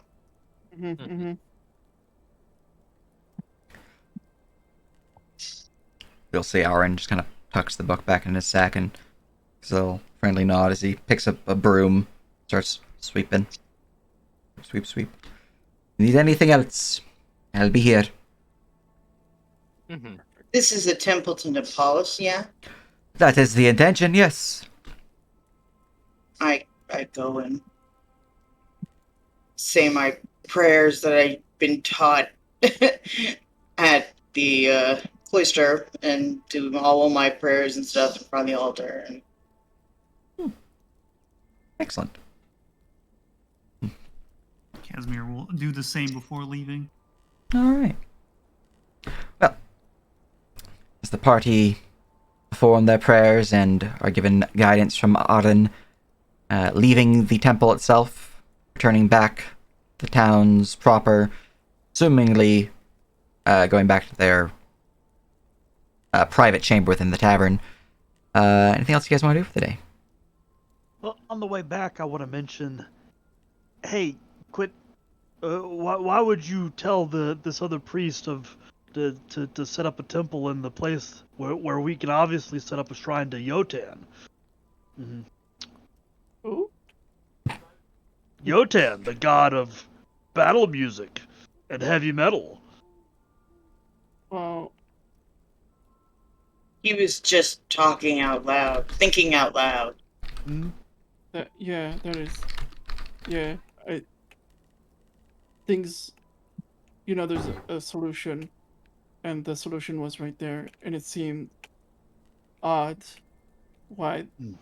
that solution wasn't taken. They have a priest, a holy person who could probably take care of the exorcism. Maybe, maybe not. I mean, the woods are terribly dangerous.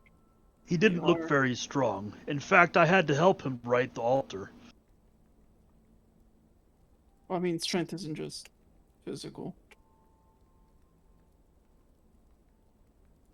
But yes, it is most likely to do with the dangers of the woods, and presumably any dangers he might come across within the manor itself. If there was any kind of hostile action there other than the ghosts that he came to exercise, he might not be able to handle it alone. Also, we're making a very large assumption that these ghosts are really the ghosts of Lady Rosevane and her two children. Mm-hmm. It is likely from what they've gathered, but that is It's very true. likely from the information we've gathered, but a lady in funeral garb, that doesn't necessarily have to be her. We are taking the witnessing of guards who probably would mistake a simple sundress or robe, ethereal otherwise, as funeral garbs. And they would not get a good look at a ghost before they ran away. Exactly. The laughter of children, however, that is more Yeah, that so. they could be just evil spirits and not her children. But either way, they are evil spirits at this point. But still, we're assuming that it's her and her children, and we're assuming the bodies are her and her children. They're so badly mutilated. The only reason we believe that they're her and her children is because they were found in the manor. Are you in some way, shape, or form suspecting that Lady Rosevane Is faked still her death? alive? It's possible. Hmm.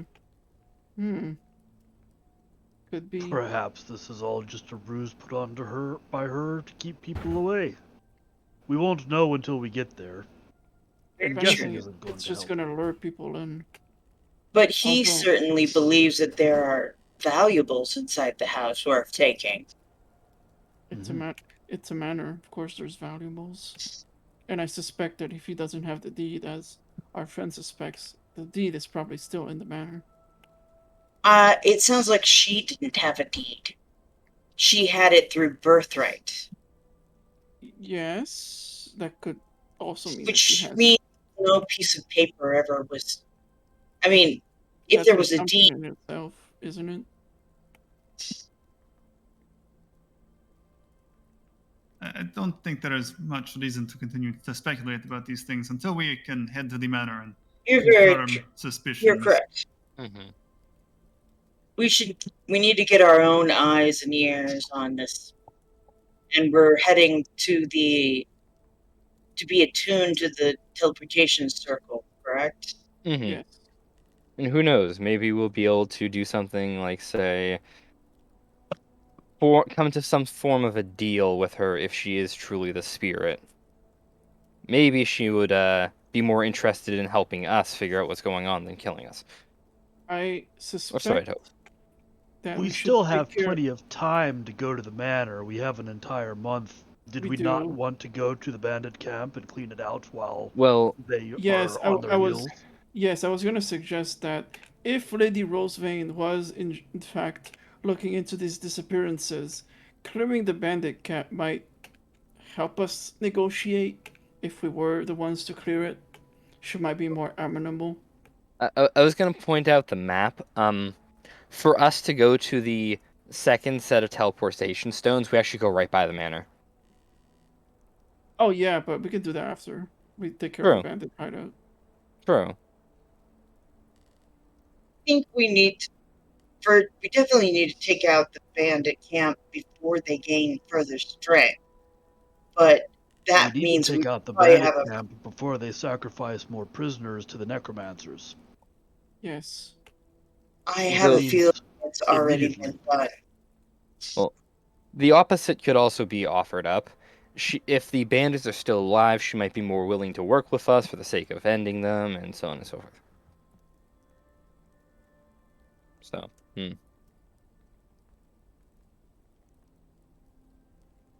No, I kind of want to take care of that desecrated land beforehand.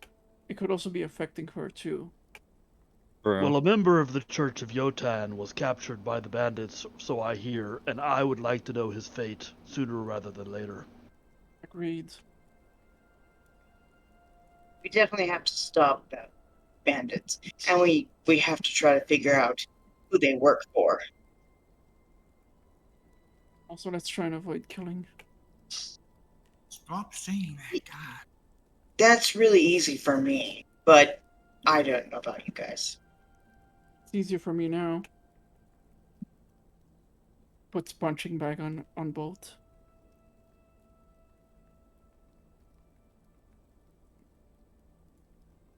And now then, we had a busy day. I'm retreating back to my room. Yeah, I'm going to sleep. So we never actually decided on what we're doing. Are we going for the bandits in the morning?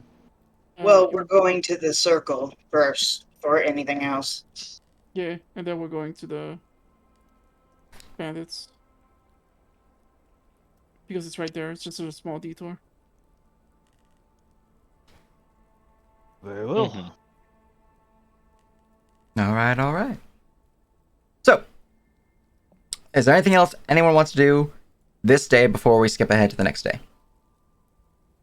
And thus the adventure and some shenanigans being described. I have nothing else planned. Nope, but I need to AFK for just a minute. All right.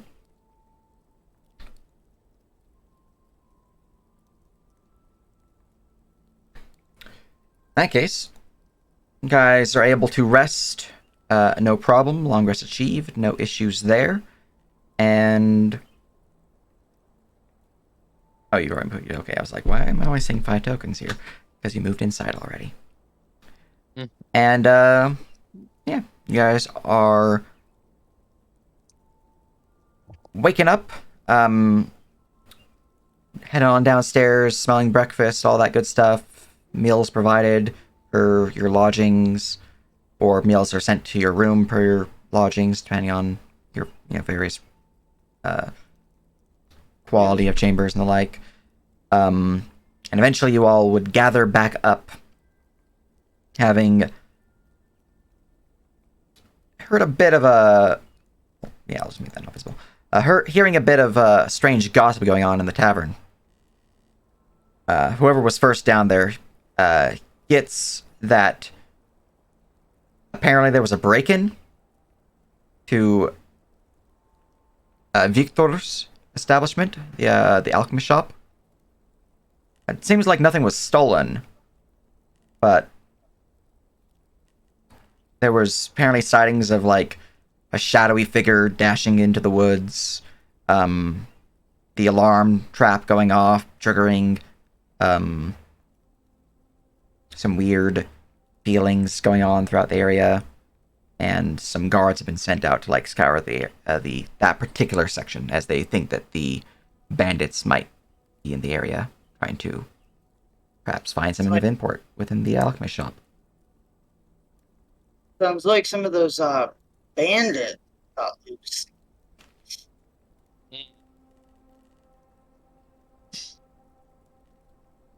Quietly eating.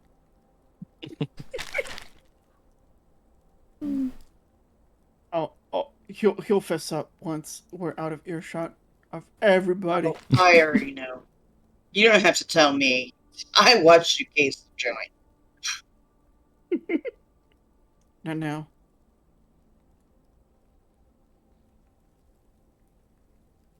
No. In fact, once we're out of here and on the road, I'm gonna have to ask you what you found. Alright, so once we're out in the open, Marquette will look around. And he'll say, alright, I checked out the alchemist's place during the night. Here's what I found. The alchemist has a lot of secret rooms. You know, the bookcase that he kept locked it away? He has a second one in his cellar. Same place? No. The cellar, I couldn't get it open. That whatever's behind it, he does not want anybody to go in. But I did have a clue on a couple of some interesting notes. However, I suspect that his child is under the affliction of a very rare and potentially deadly disease, although I couldn't figure out which exactly. Oh, welcome. So Morkeg is just explaining that he's the one that went into the alchemist's place during the night. He was just saying, I wanted to well, first I wanted to go into his room and check out the room behind the bookcase, but his cellar was extremely well locked. It took me a couple of attempts. It was locked and trapped. I was able to undo the trap and unlock and get into the cellar. Well, there was another bookcase that led to another secret room that I believe was even more guarded. I couldn't get past the bookcase, but looking at the bookcase itself, I have determined that he is researching some very deadly diseases, and he's gonna talk about I think it was the four of them: the element of atrophy, uh, the swindler's. Was it swindler's lung or swindler's tongue? Swindler's lung. Swindler's lung. Devil's breath, and he's gonna talk about the symptoms. But first he's gonna look at Tarvis, the old man the old man that was with us. Did he share any of these symptoms? And he's gonna like start did. like talking about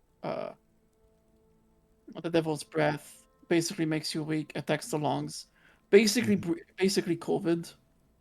The swindler's lung, where it's similar except the pain is less a corruption of cells and more of a blood disorder. So bloody cough, chest pains, heavy loss of appetite, pale pallor, and then there's the element of atrophy, which again they like share a lot of stuff. So loss of appetite, great fatigue, exhaustion, loss of muscle function, bedridden for days, inability to feel their own limbs, heavy muscle spasm, bodies twisting into weird states. Did the old man have that?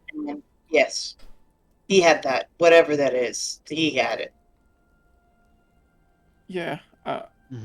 Because he wrote all of that stuff down. Unfortunately, when I made my exit out of the cellar, when I tried to re-trigger the trap, I Turned it. accidentally tripped it. Yeah. Yeah. I was lucky. I don't Well, think they saw me. I don't think he has anything to do with this anyways, but not a bad thing to check it out. Why exactly do you feel it prudent to break into this man's house? He was acting suspicious when we first met him. He was very suspicious when we met him, and he had a obviously concealed room when looking around. He was when he stepped out. And some of his tools weren't exactly kosher. They were something Yeah. beyond what an alchemist would use. He's doing something funky, but I think it's just rare disease that his daughter has. What I fear is the extent of what he is doing to cure his daughter. Like I mentioned, some of his tools weren't exactly kosher. Although I have no evidence, he might be doing some dark experiments. Perhaps, but I think they're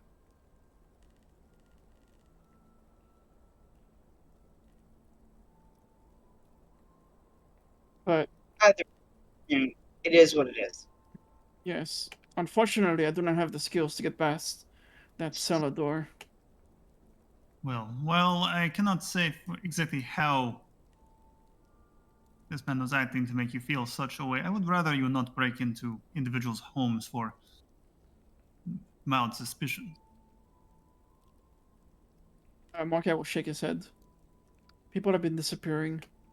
They may be the bandits, it may be something else, but this whole place gives me bad vibes.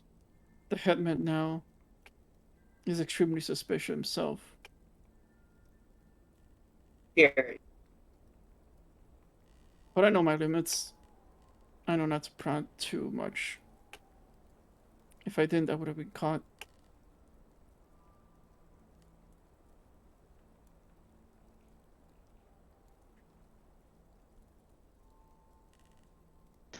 Well, it's good you weren't caught, but also now since you've set off a trap, the alchemist is going to be aware that someone has been in his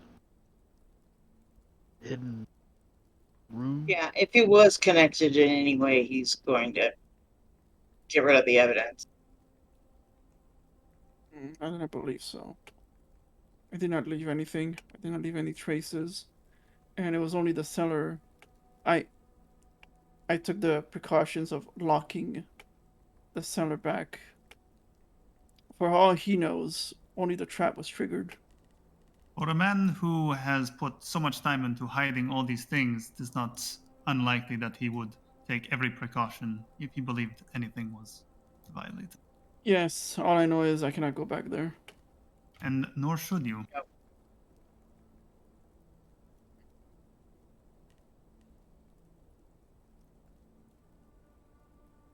Still.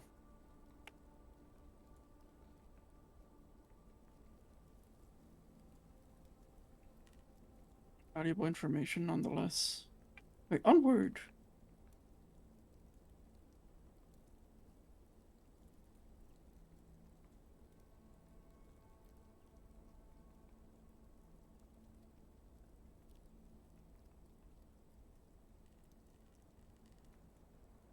Yeah, But what is anyway,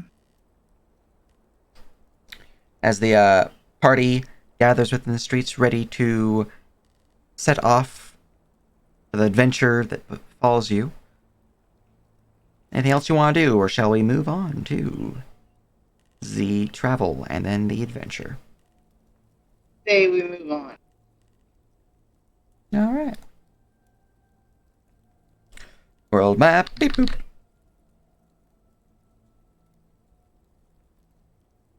So you guys are wanting to head to the Menhir Stones up here, correct? And then head down to the bandit map. Yes. Okay. Would you like to travel at a slow, medium, or fast pace? We're going to be on the road, right?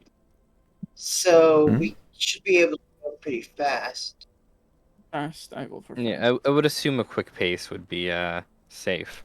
All We're right. in a route of running there. Let's go. Next question. What is the slowest person's movement speed in the party? You guys aren't traveling with any horses or the like. I think that's Tarvis, who just went AFK. Well, isn't he strong? Well, he's big, but I think he's slow. He's got a Because he's speed wearing- of 40.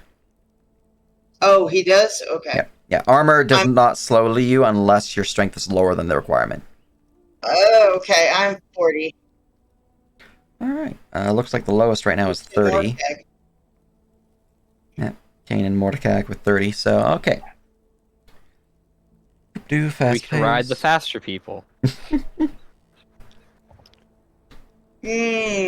No.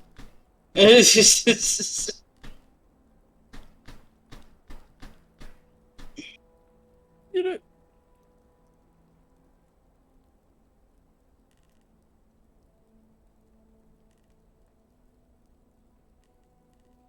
Did we run into any incident? I'm just seeing how long it takes, and then rolling to see Oh, okay. the. All right, as you're traveling along the road, is there an encounter? You guys are going at a fast pace, which means that I have advantage for an encounter to occur. All right. And you guys did not buy any horses, to my knowledge, because I don't see anything in the item lab from your downtime of shopping, which means you are traveling by foot. Yep. It's something we probably should have done, but I Yeah, mean, yeah. Win some, you I lose don't some. know.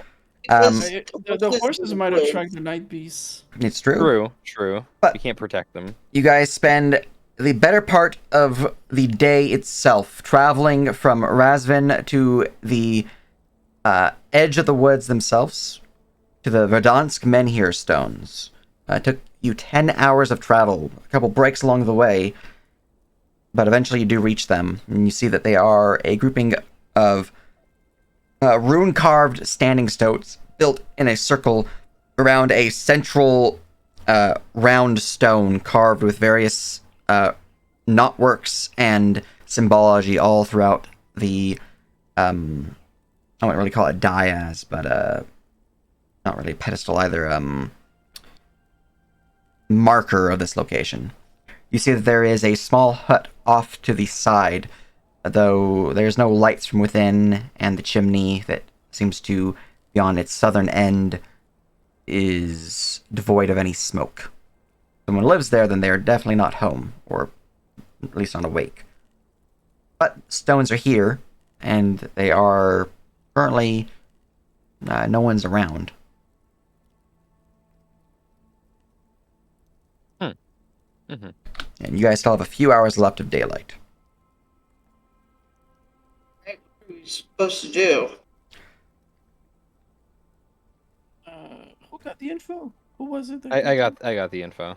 Yeah. it? Okay, and- I know how to how to attune to them, correct? Yeah. Okay. I would go about instructing the party how to attune to the set of stones. Whatever that entails. Alright. Essentially, it is same process as tuning to a magical item.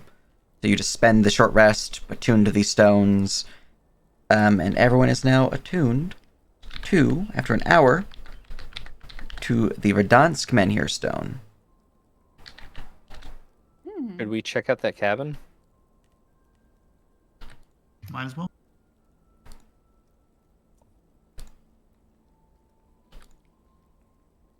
Alright. Um, You were going to say something? I was gonna say, I could check it out if you guys stand back. Take a quick look around. Mm-hmm. Puts down heavy crossbow, takes out dagger. Alright. Roll me a stealth check as you make your way towards the cabin. Assuming you're doing it stealthily. Yes, of course. Okay. I am stealthy. Alright, ever so gently skulking your way forward towards the cabin as you get closer, now within about 20-30 feet of it, and the doorway was slightly off-kilter from the shrine itself, kind of blocked by some trees and some larger shrubberies.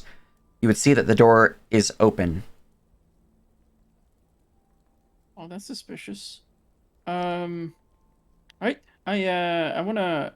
I guess I'll do a perception check to see if I notice anything else Go ahead. other than the ajar door. Alright. Drawing closer, you would notice that the door itself seems to have been opened forcefully. You notice that there are signs of blood and signs of claw marks throughout the area. What's curious, though, with the 21, you would notice that there's signs of a body, at least a large sack, if not a body, being dragged off into the south. Like right now. No. Just Okay, like okay. tracks in the dirt.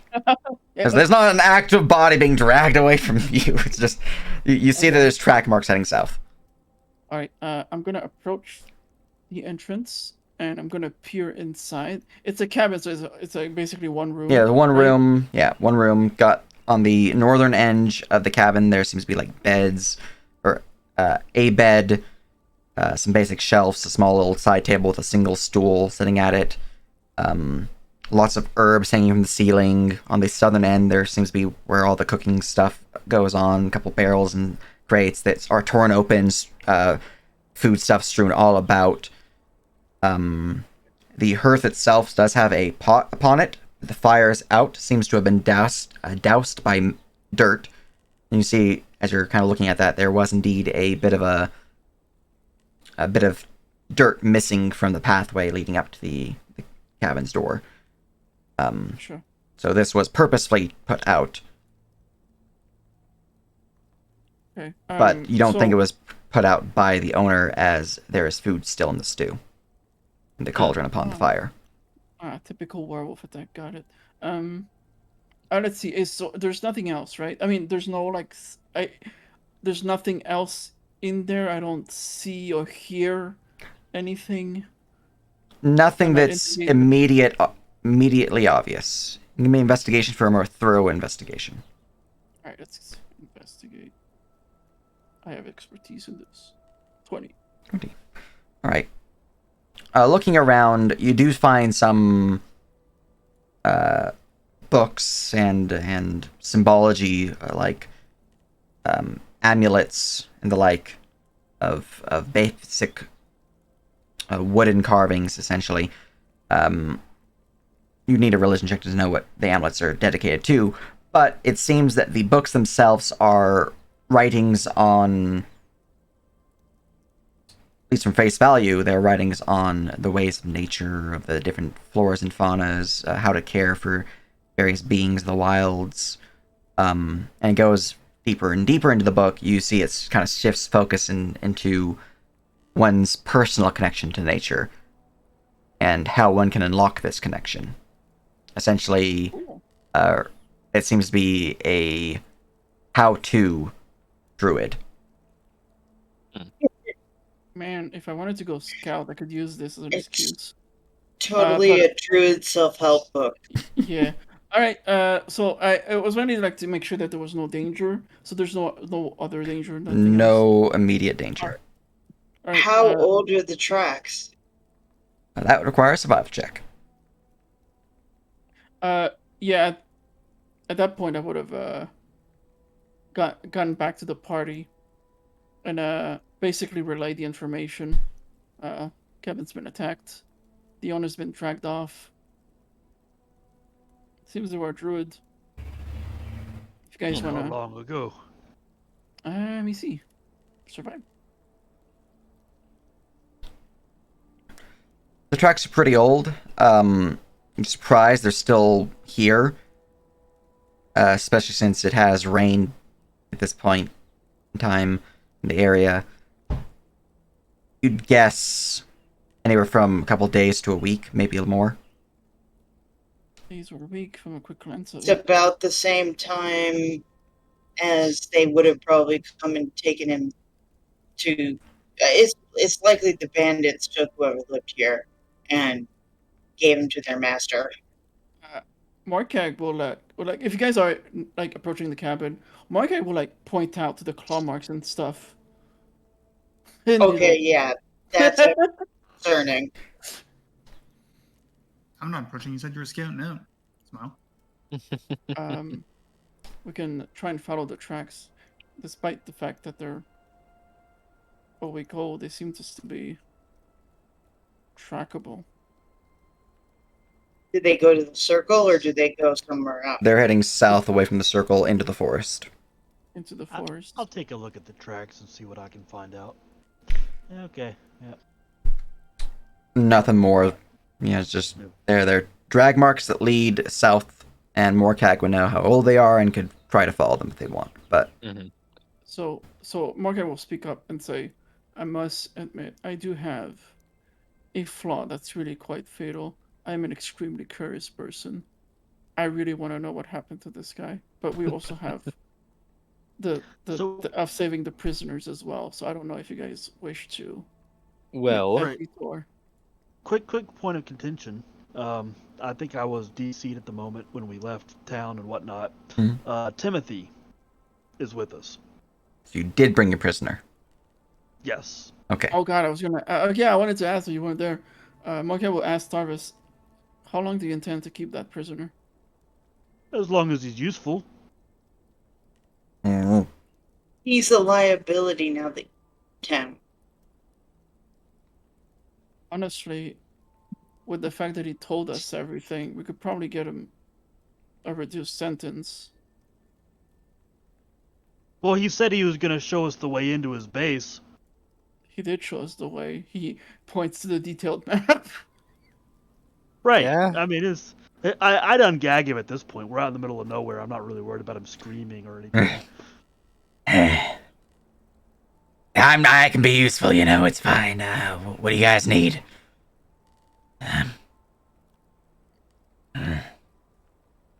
Oh, well. Looks points to the cabin. Is that the work of you and your kind? Probably. Not. No. We've been up and down this road.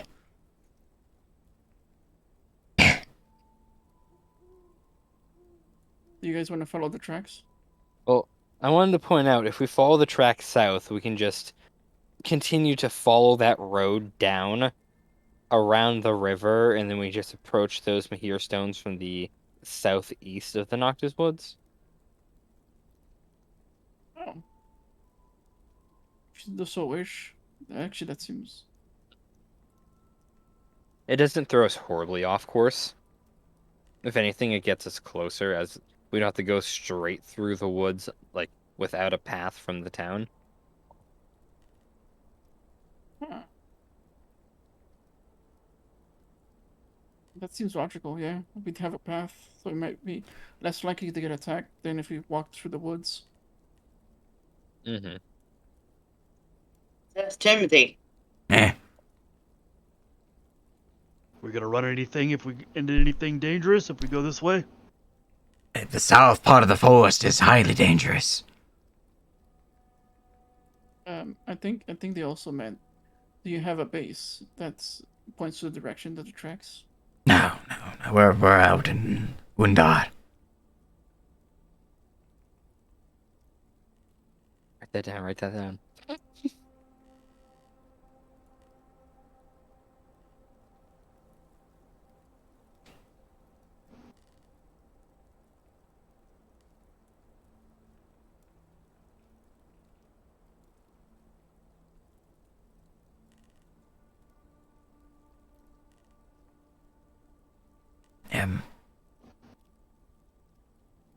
I don't know what else is out there. We only really focused on that area.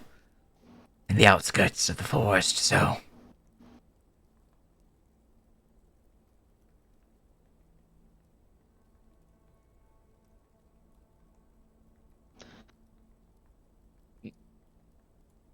Well, I see no reason not to, other than what we might run into might be a bit much to handle. In 10 hours. So is this the next morning, or is it like evening now?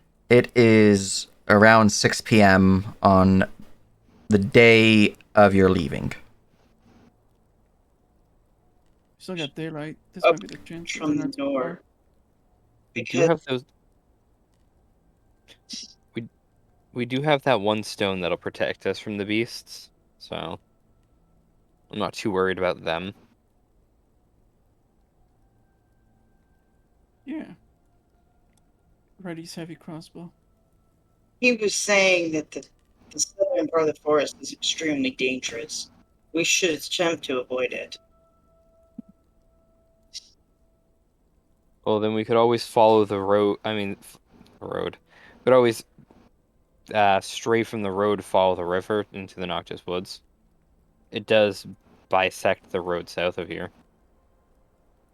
Yeah, then that would lead us pretty much right into Lady Rosevane's property, and then a little bit west of that would be where the bandits' base is. Mm-hmm. This was a druid's Also, house. wasn't there a halfling who I'm not sure if he operates anywhere near that, but we may be able to catch a boat ride. Oh yeah, you're referring to the ferryman. Mm-hmm. Yes. If you come from the south side, he probably might be in that side of the ferry. He operates this river. But first, could you guys take a look at these amulets within the hut? Mm. Can I inspect whatever it is he's holding out or pointing at? Yeah, amulets with the religious symbol. Yes, you can. Give me a religion. Also, I'm Alright. taking the book, by the way. Mm-hmm. I'm curious. I have been I walked away and we changed maps and now I don't know where we are.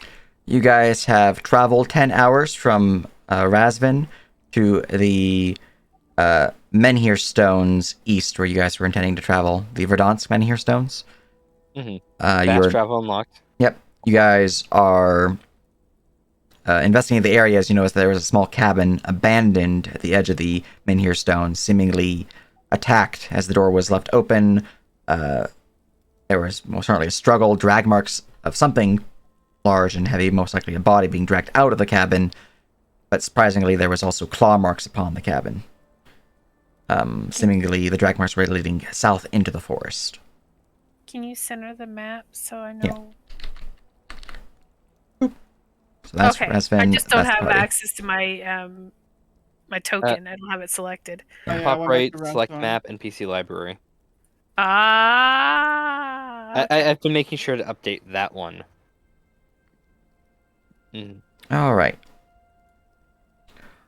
With A12, you would know that the symbology seems to be dedicated to a deity known as Helios, sometimes referred to as the Father. They are a deity of agriculture, fertility, and weather.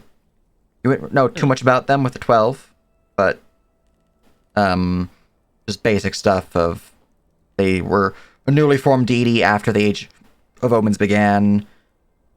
Plenty of what they've been doing with has been helping people rebuild and regrow from the destruction that caused the Age of Omens.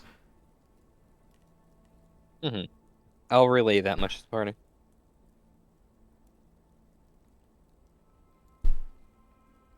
Ah, interesting.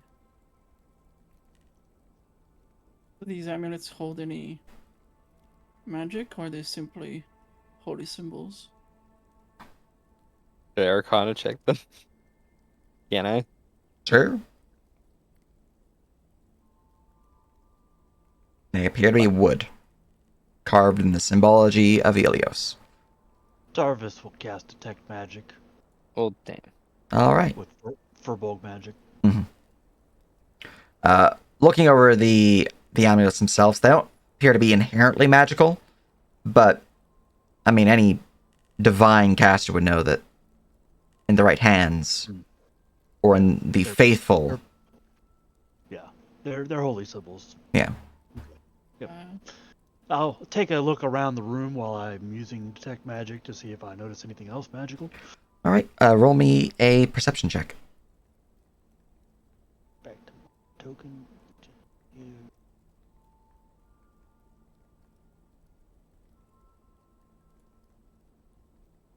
Yeah, it's a 9. Nothing appears to be threes. magical, I'm afraid. Already Nope. investigated the place, so It doesn't seem to have any lingering magic. I'm sure a follower of their faith could activate them or something. I see. Well, I'll take. Were there several amulets or just one? There's two. Oh, I'll. Best to take one just in case.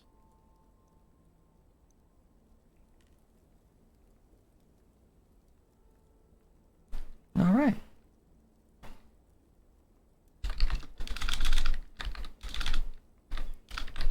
traveling south. Just adding your item lab loot. Oh yes. Amulet of Ilios. Of Helios. Added. There we go. Alright, you guys are now traveling southwards. Are you wanting to stop upon nightfall, or do you want to try to push past after? Were we taking the teleporter? You guys would need the other Menhir stone. You only attune to one. We just into this one. Okay. Yep. So Essentially, once you attune to the other one, you can go back and forth without issue. Mm-hmm. right. So in the meantime, we were talking about how we're going to get down to there. Yep. Currently, the idea was to travel south along the road and then follow the river west until you guys reach the edge of the bandit map. Also, our morbidly curious friend. I want to follow the tracks. Where they captured in maybe this druid. So if they're still alive, having a druid friend would be good, considering forest. Mm-hmm. If not, then loot. I guess. But the tracks are several days to a week old. We don't even know if they're alive. It's very unlikely they're still alive. I mean, it's on the way south, is all. Like, if it detours, Morka can easily be told to just leave it, and it's fine. But since it's going south, where we're going anyways, Mm-hmm. Sure. Why not? All right. Well, you guys would continue along the road, following the tracks as best you can. However, as soon as you get to the forest edge, so about an hour into your following of the tracks and following the road, they seem to disappear. Does that mean we need another perception or survival, or? You can roll me another one if you guys want to try to find them again. That would somewhat slow your roll, but you guys could roll for it. Mm-hmm. Yeah. Could I instead do a perception shit to look around to see if, not the tracks themselves, but if there's like any landmarks that I could see? Like a quick look around, you lost the tracks around a crossroads, so that's a fairly obvious landmark that's just immediately visible. You can certainly roll a perception check to see if you notice any others. Yes. I'll help them look around. Oh yeah, advantage. All right. Looking around, obviously the Menhir stones behind you are a decent landmark. They're fairly obvious and they're visual from your current position. You would also notice that kind of south of your position in the forest, there is a relatively tall hill where a lone tree stands. Vicious. Kind of surrounding the hill is more forest, but the reason why this one stands out is because this hill is bare and a single lone tree is atop it. All right. Vampiric folklore. How can this be related to vampires? Can't. I mean, anything can be related to vampires if you try hard enough. That's true, and I've been trying really hard, which has been fun. Yeah. All right. So yeah, I'll just tell the party. Tracks are lost. I really want to know what happened to the druid man, but I also know we have a mission and we have to save potential prisoners. It is best we keep going. It is unlikely the beasts of the wood are forgiving with their prisoners. And if it was the bandits, then perhaps your druid friend or whoever that might be was in their prison. Yes. Also, that tree over there is giving me vibes. Oh yeah, you want to go break into it? Would be likely. Wait, are you judging me? Yes. A man pleaded for his life and ran away, and you chased after him and killed him in cold blood. I mean, you can judge me if you want, but I'm not the one going to the bad place.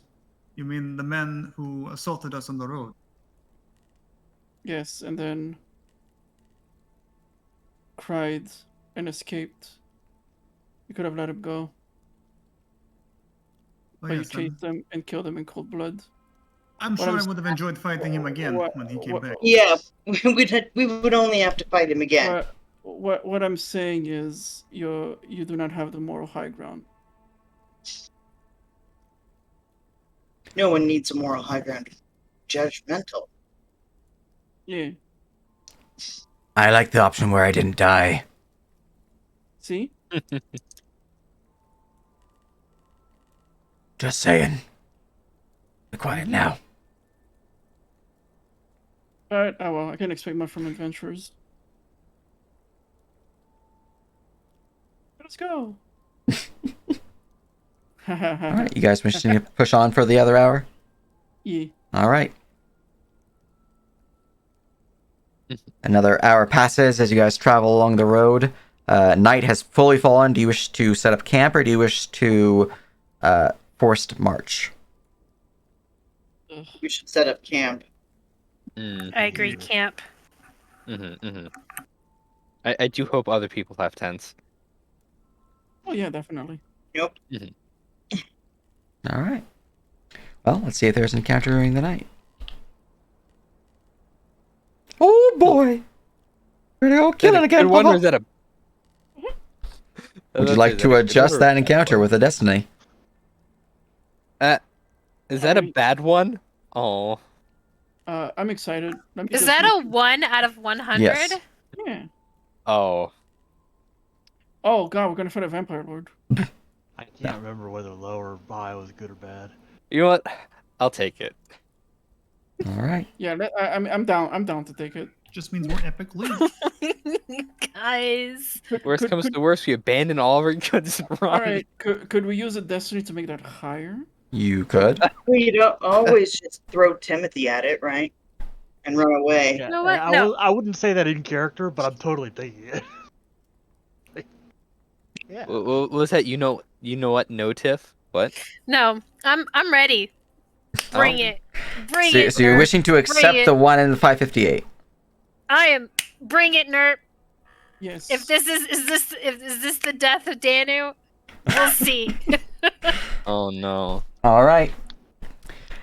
As you are traveling along the southern road, night steadily descending to your west as the sun's fully set, a faint red glow echoes throughout the area. And then as you're finally beginning to think of, we probably should set up camp, or, we've been traveling for way too long at this point, 12 hours. I mean, my feet are killing me. Some of you might even be dragging your feet or like steadily drifting off into sleep as you're marching.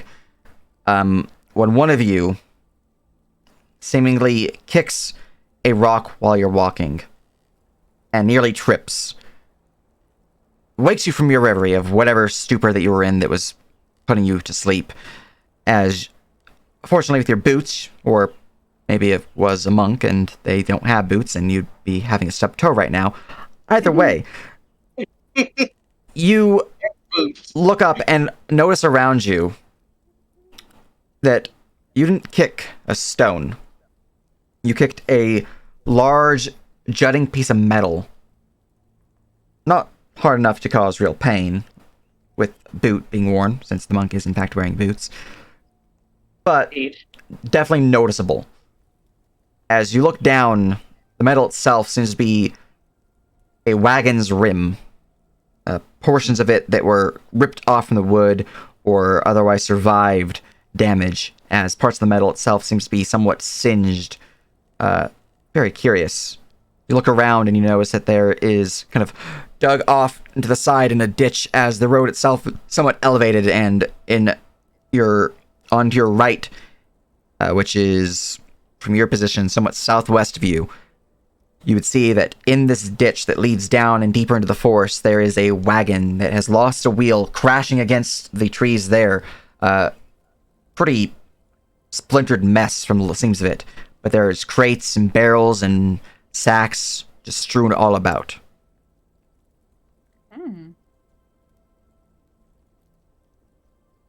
Free loot.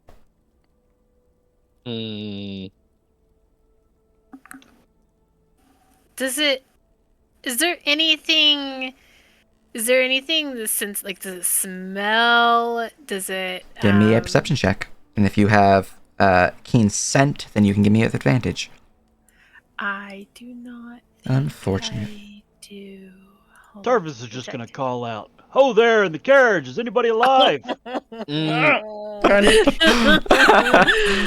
All right. Well, I'm gonna Hey. roll a d100 real quick. See if there's anything nearby. But there's no one calling back to you potentially. I do have advantage on hearing, so maybe not sniffing, but she'd definitely be listening for something. So can I roll perception with advantage? Sure. Okay. You get to hear what he's attracted towards. Would like to adjust that d100, by the way, Josh. Oh, nah, I'm good. All right. So, keeping an ear out, you would hear pretty much nothing, like the whistle of the wind blowing through the leaves, maybe a few faint hoots from a nearby owl, some chittering sounds from deeper in the woods, some like scruffling of leaves from something small moving around through the undergrowth. And then that sound, that somewhat peaceful sound of the forest itself, is pierced by the loud call of Tarvis. And suddenly all other sounds that might have been of interest are drowned out. Oh. Okay. I don't think anyone's Why alive. would you do that? We're literally in a forest full of dangerous night beasts, and you yell. At night, you know. Yeah, dude, that wasn't smart.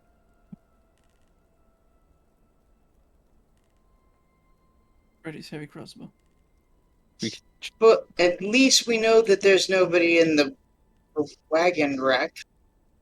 How intact is the wagon's main cabin itself? The wagon itself is hard to really tell from this distance how intact the main cabin is. As it, from back here, from what you're looking at, it looks like there's two back wheels. One's definitely twisted and near snapped in half. The other one seems to be fairly straight, but a little warped in the back end. The top left one's just missing. And the top right one is cracked in the bottom half, but is still technically attached to the wagon.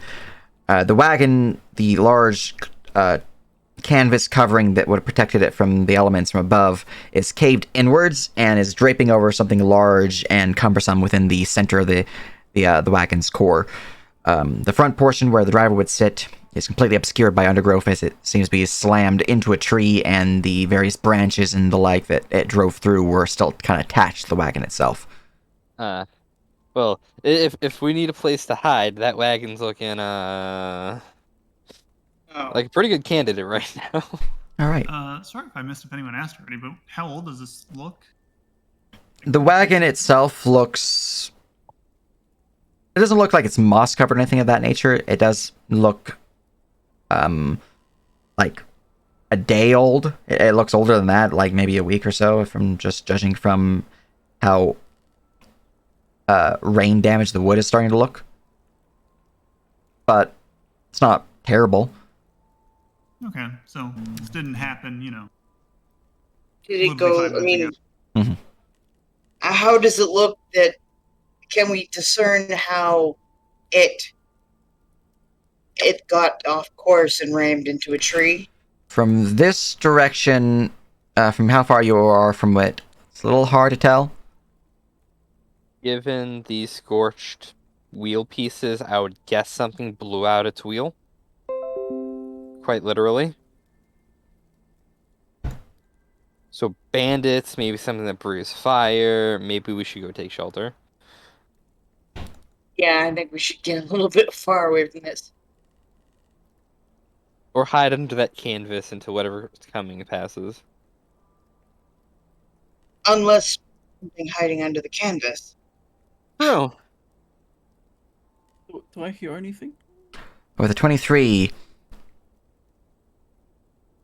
Or see anything? fairly quiet. Just the faint hoot of an owl from far off. this ruffling of branches, of snapping twigs, small scurrying sounds from the undergrowth. Pretty much you're hearing what Dano heard. Gotcha. But, the 23, you would get something a bit more. Oh no. Every so often, like every 12th breath, maybe, you'd hear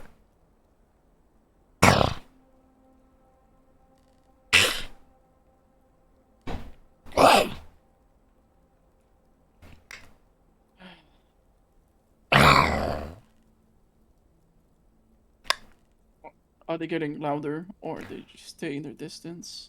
Or actually, are they getting louder or staying constant, or? it's not like an exact repeating pattern. But they do seem to be getting ever so faintly louder. What do you guys intend to do? Get ready. Something is approaching. He whispers. What kind of something? What does it sound like? If I were to guess. Actually, can I do a nature check on this? Sure. Actually, I don't have nature. Wait, what knowledge do I have? I have religion. Since it's night beast, I'm guessing there'd be more religion-y. Or Nature would be most appropriate. alright, I'll do nature then. 15. 15. You're not really sure exactly what would make these sounds in particular. Doesn't seem to be anything natural. There's like no, wolves don't make that sound. Night beasts themselves, the more bestial kinds, do tend to have their own patterns, their own reverberating clicks within their throat area that they seem to use as a form of echolocation. There are others that would have a low growl, though most night beasts tend to hunt silently. I give off a sound when it's far too late for the victim to make it out safely. More of like a causes them to pause so they can pounce freely type of thing. Whoever's making these sounds, it's big, and it is moving relatively slowly. Though, now that you're thinking about it, it's not one figure, it's multiple. Gotcha. And as it's getting closer, you start to realize that it's not just multiple, it's a lot. And it's definitely not a beast. Night beasts are normal.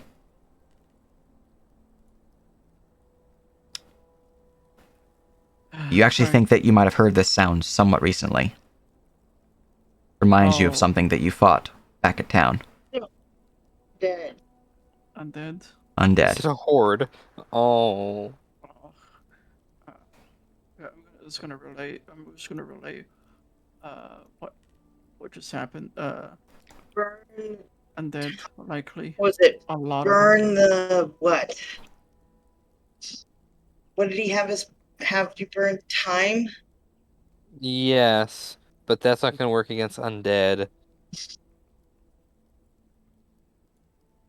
Either we prepare to stand and fight, or we continue to move along and hope that they are not wise to our movements.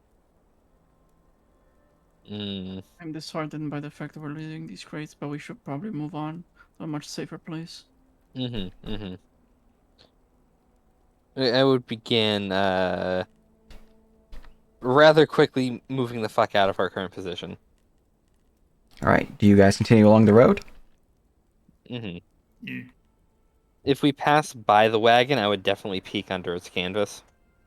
You would not be passing by it from your current position now. Okay, then screw going off-road. Alright. We'll stop editing this map to add the wagon upon it, and I'll just continue. So, You guys are fairly close to the wagon when night has fallen. Do you wish to force march, or do you wish to find a place to camp? I think we're forced marching to keep away from the undead, at least for a little bit. Yeah, All right. Mm. It is a shame. at least another hour, maybe. Sure, You sure you don't want to fight him? I mean, yeah. I'll hold a second for Danu. I kind of want to fight him. Player wants to fight him. Morkag does not want to fight them. Can I do? I'm sorry. Can I do another listen check? Sure. Okay. We're getting closer, so. He said the sound of many, so I think not so wise. Did see that. Could also Oh, be hell many yeah. wargs. All right. What is the nature of your perception check? I want to hear. Do they sound like they're moving towards us? Are they following us? Did I feel like they were? Like, are they? Yeah. Did you Are make they this following us? after the party started moving again from the wagon, or did you make this? Yes. Okay. Yes. As we're walking away. It sounds like they're getting closer, but they're not taking a direct path. They're heading towards the source of the original sound.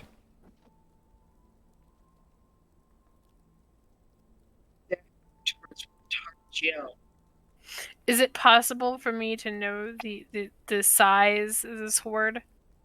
Definitely 10 to 20 individuals, if not more. Just from, it's still a far off distance, but you can tell from that, judging from the fact that you now know that they're most likely undead, and it sounds similar from what Morkag was describing, to the undead that you fought recently, at least 10 to 20, if not more. Do we think we can hide from them in the trees? Like they'll just move past us? Potentially. That's why part of me is thinking we could take shelter in the carriage, but it's also off-road. Yeah. And with Tarvis, you would not be able to hear their sounds at this point in time with an 8. They're still too far off for that. Judging from what the others are saying, tactics-wise... I'm from here, by the way. Mm. Tarvis is from Baruvia. I'm pretty sure that's one of my lores. So, I mean, this is probably not a uncommon occurrence. But yeah, let me look at my lores again. I also chose that, Yeah. and Undead I and have Baruvia are both tactics. my lores. So can I give him advantage also? Sure.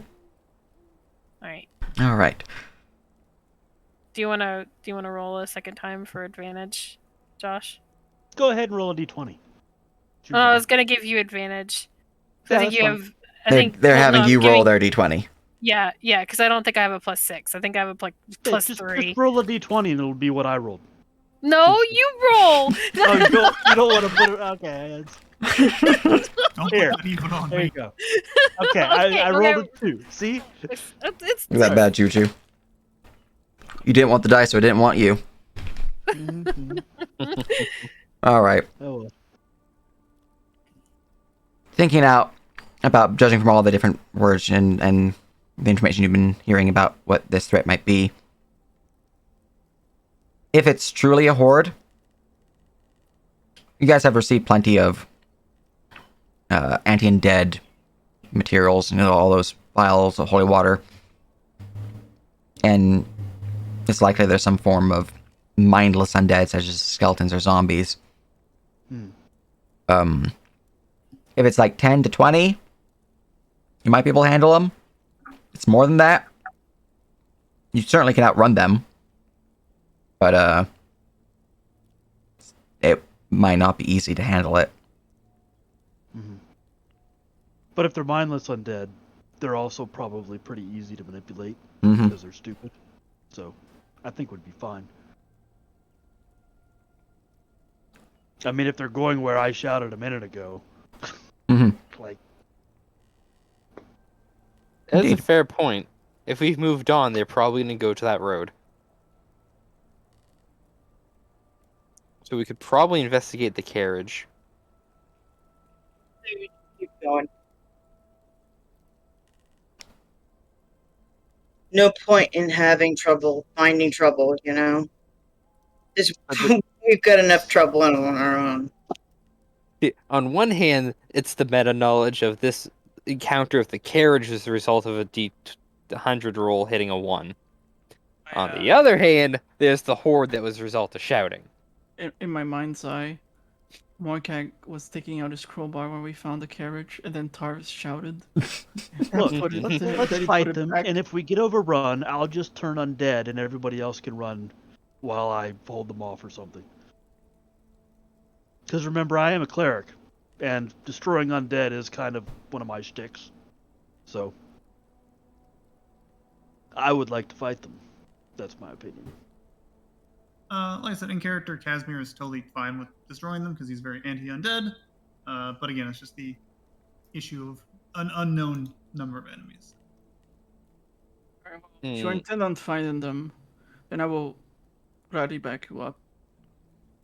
As he looks up a tree. Puts on Eyes his my crippling book. 120-foot range. Yeah, I'm like, if we're gonna stay, I wanna hide. I'm gonna try and climb a tree. I have a grappling hook, I have a rope. Let's make it work. Well, let's start assessing the terrain if we're going to fight, and make it a favorable situation. Where is that? Mope.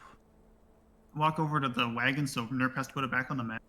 Oh, it's already on the map. I'm now adding crates since you guys are starting to change your mind about not fighting it and now fighting it. So let's see here. Are we in the woods? Noctis Woods? Yes. Is that the map we're on? Oh, you're going to be on Noctis Woods Encounter 2. I'll make that available in just Encounter. a second. Oh, okay. Yeah, I'm just adding some crates down real quick. While I do that, though, I'm going to go grab your tokens from the Rasvin map. Copy. Noctis One's While Encounter people 2. prepare, I'm gonna vanish behind a tree and very hastily perform a ritual.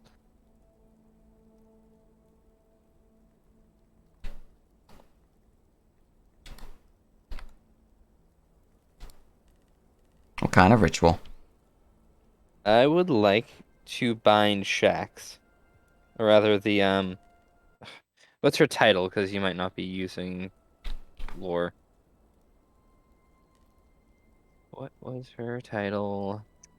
Boop, boop, boop, boop, boop, boop.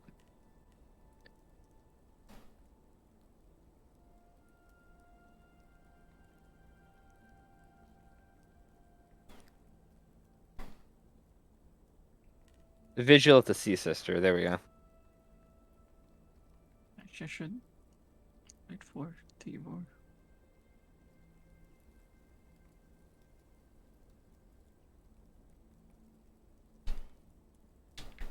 Vigil. What? Vestige. There we go. Words. Alright, there we go. I have enough barrels and crates strewn about that it works. Alright, and you're binding them, so let's see here. It takes you a minute to bind? So it's gonna go hide behind a tree, lay out my tools, draw the sigils on like the wood of the tree or something real quick. Alright, place yourselves where you'd be, and I will describe stuff as we go about. And I will make my check. And as for you, as you bind the Sea Sister, for everyone else's benefits, the dripping wet severed head of a storm giant woman appears on the sign in front of you. To your horror, it rises up on legs of black knotted hair and addresses you. As your binding is, you start being like, hey, let's make a bind, and we got packs to make, yo. Yeah. However, standard renewal of so on and so forth. Yeah. However, that is a binding check that takes a minute. So while everyone else decides where they are, I'm going to determine how long it takes for the horde to arrive. I guess Where was I when I shouted? Over here, probably? You guys would have been up here-ish. Because whoever was in the back of the party, like in your marching order, would have been the one who kicked the metal wheel rim. They would have been about here-ish. If they show up and I'm still mid ritual, and they pose a direct threat to the party, I will choose to fail the ritual and just go with the rules of the action instant cast. Gotcha. How tall is this tree right here? That one there goes up about 20, 30 feet. It's a bit of a younger tree. Okay. Then I'm gonna set my elevation. She's not gonna have any problems climbing the tree, right? No, you have a climb speed, Yeah. so you're good. Yeah, they're just secure then. All right.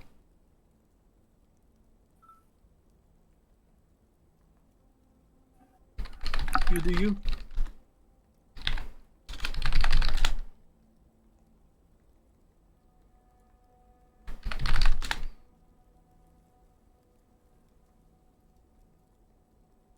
So it looks like the entirety of our front line is me and Zerai.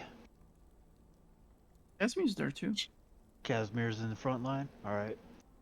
How do you guys want to? How do you want to proceed? I got a tower shield, and I'm pretty tanky. Do we want to just box up? Do we want to spread out a little? Ideally, I'd like to catch as many in a group as I can with burning hands.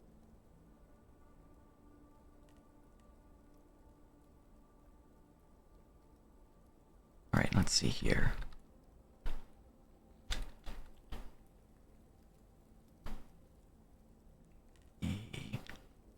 No, it needs to be longer than that. That should do it. All right, your binding would complete no problem before they arrive, as it takes them nearly 3 minutes to enter the area.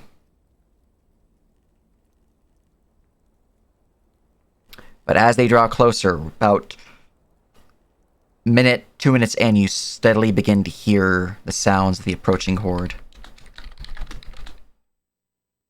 Don't have a commercial. Oh, wait. Shit. We're good. So I have a quick question as I'm doing this. Yes. Is there anything in the general vicinity that satisfies the Sea Sisters special requirement? Let me check. Or if it's actually raining, might that count?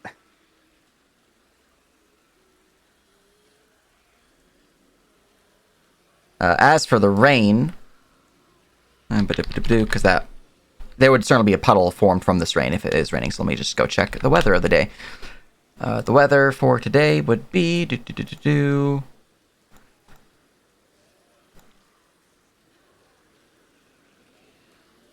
Yes, it is most certainly raining. Okay.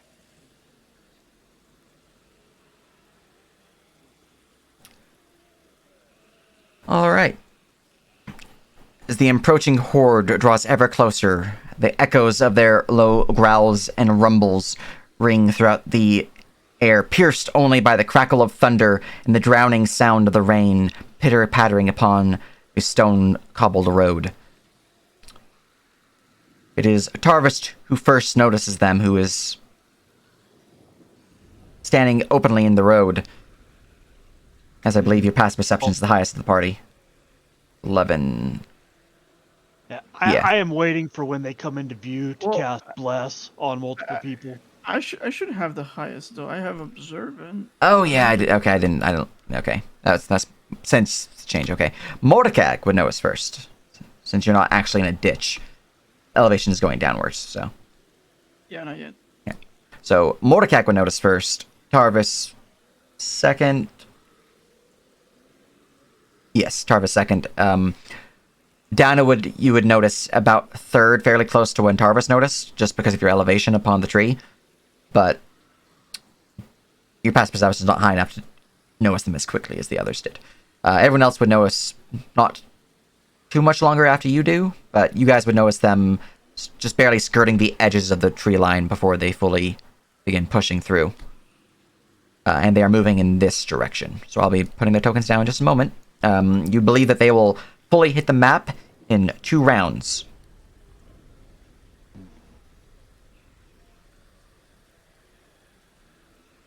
Do Tamaturgy right now. So you guys have 2 rounds to prepare. Alright. So they're going down. Okay. on the second round, I'm going to cast Bless on myself, Zerai, and Casimir. All right. And then I'm also going to Shield of Faith myself. But that's also both on the second round. They're both concentration. Oh, Yeah. are they both concentration? Oh. Then Bless.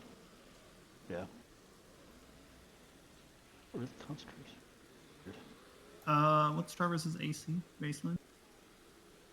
20. You really need 22 AC. Yeah, I'm going to cast Bless instead of Shield of Faith. I know, but I can cast Shield of Faith. Ah. Oh, okay. Let's see.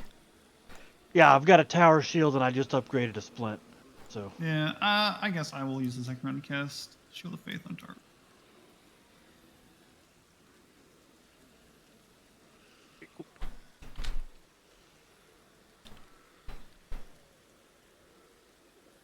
All right.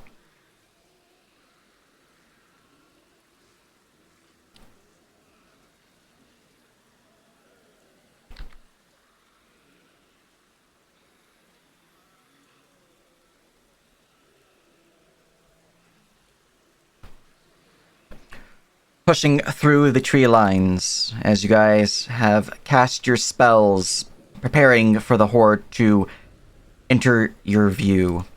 You notice the snapping of trees, the breaking of boughs, and the scattering of wildlife as many small rodents begin to scurry up the hill, fleeing the encroaching horde. Second there, I thought it was a horde of rodents. That would have sucked. And then the first face appears, breaking through the brambles.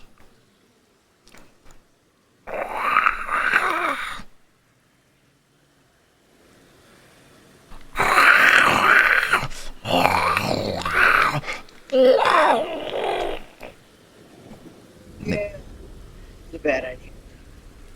The group of about 30, 40 strong begins to surge up the hill, seeking flesh to feed upon. Why As- you undead? As they crest above the hill, reaching here the last of their round of movement. Are they in range to sense you? Their heads snap upwards, noticing Tarvis. As they let out a blood-curdled scream, noticing the party, or at least one of you. Roll me initiative. For those who are currently stealthing, roll me a stealth. Sure.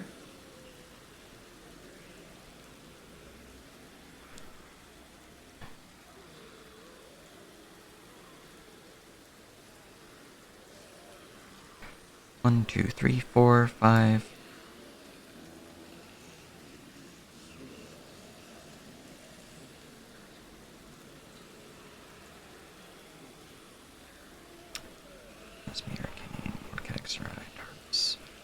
I am missing Danu's initiative. Oh, I thought we were just doing stealth. I'm sorry. No, it's both stealth and initiative. There you go. All right. Very good, very good. All right. Danu and Morkag, you both are fairly stealthy. You don't feel like they have noticed you. As the horde crests over the hill, they have fully entered the fray, and we begin with Zerai, seeing the first grouping of about 15, 18 zombies push over the hill to the road's main flattened surface.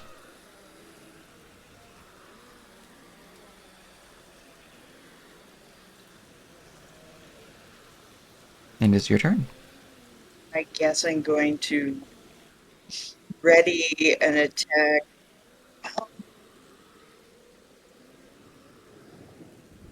Uh,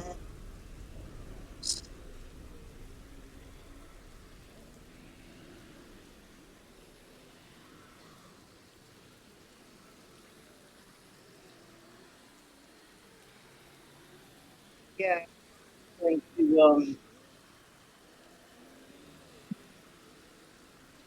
dodge, I guess. All right. since they're not anywhere near me, and I don't know, already an attack. Ready to attack. Yeah. Okay. Very good, very good. Casimir. Alright, well, let's see how effective this ends up being. I shall cast a firebolt at the closest zombie horde. This one, I guess. Alright. And I shall use my Tempered Flames of the Divine to convert the damage to radiant damage. So we got hit anyway. Nice, wow. The bolt of fire will slam into the front-facing zombie within the horde as their body is burnt to cinder by the radiant flames that surrounds them. Remaining horde seems slowed by the energy, unable to fully recognize what just happened to them, but there are still many left within that horde. One zombie is not enough to take it out. Yeah. Can I do a tactics check to see what the radiant damage did? Yes, you can. You would also know, since you guys have a high enough pass of tactics to know certain things about them. Tarvis, Casimir, Zerai. Okay, everyone would actually hit this DC, so everyone would know that they have the Ruthless trait. They will attack you if you're down, or they can attack you if you're down. Thanks. Yes, with a tactics of 4, they're zombies. You don't know exactly what it did to them. They don't like it. Then I shall just move here. And that's my turn. Very good, very good. Zombie horde number 3.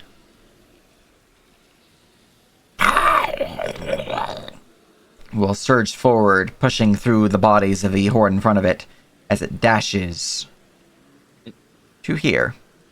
There it is. Danu, you are hidden within the boughs of the tree, unseen by the zombies below. I guess we weren't gonna let them pass. They might have, but Tarvis was 5 feet too close, and they were within my dark vision range. Okay.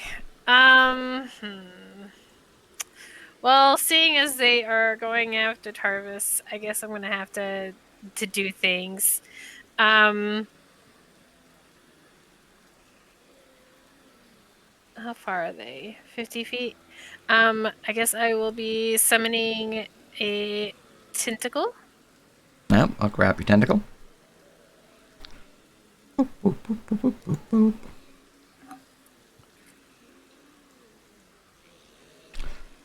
Alright, and where are you plopping it down?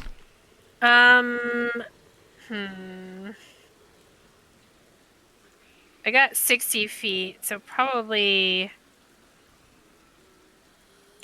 there. Is that 60 feet? Yep, that's 50 feet away from you. Okay. Yeah, I'm gonna plop it there. And the tentacle is going to smack the zombie horde. Excellent. Where is it? There it is. Bloop.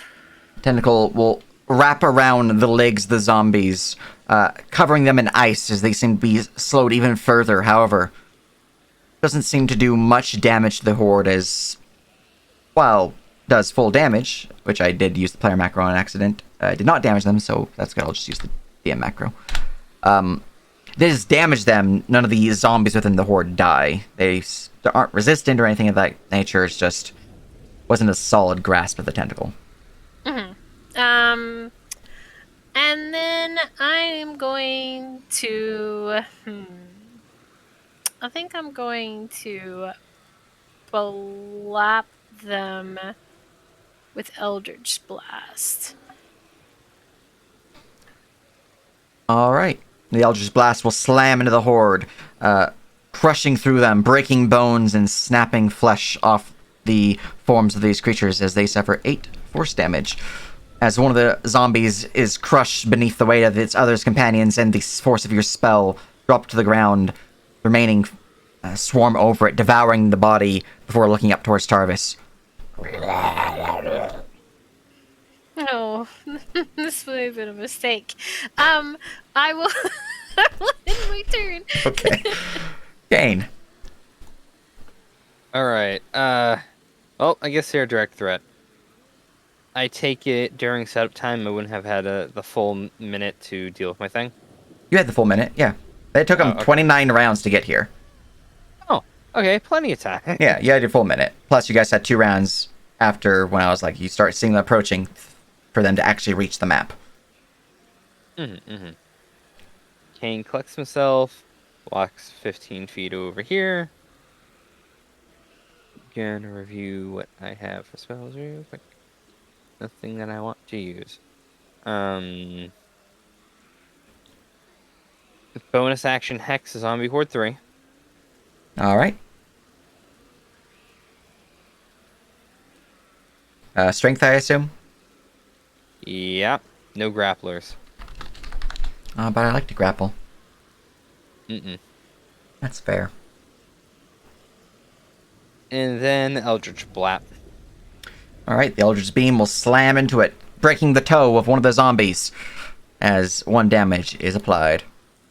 Slash R, 1d6. And then the necrotic damage necrotic. surges through their bodies. The creatures whose toe was broken, the necrotic energy surges up the toe and into the corpse's main torso as the body just explodes, gore shattering everywhere. Nice.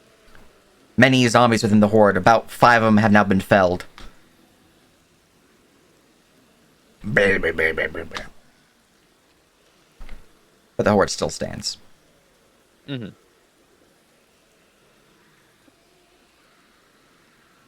anything else? I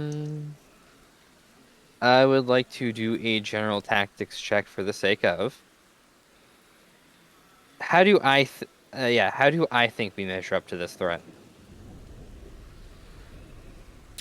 As an individual horde, you guys can easily take them. As 7 of them, it can get a bit dicey. I will tell you this, with a 15, you'll learn 2 things. So, in terms of it getting a bit dicey, they auto-hit. All they have to do is move over your square. Oh. Yeah, okay. Yes. That 22 AC. Yes. Fight there. There's too many of them that you will be hit, and it will deal damage. You can learn one other thing of your choice. Do they have undead fortitude? They do. Fuck.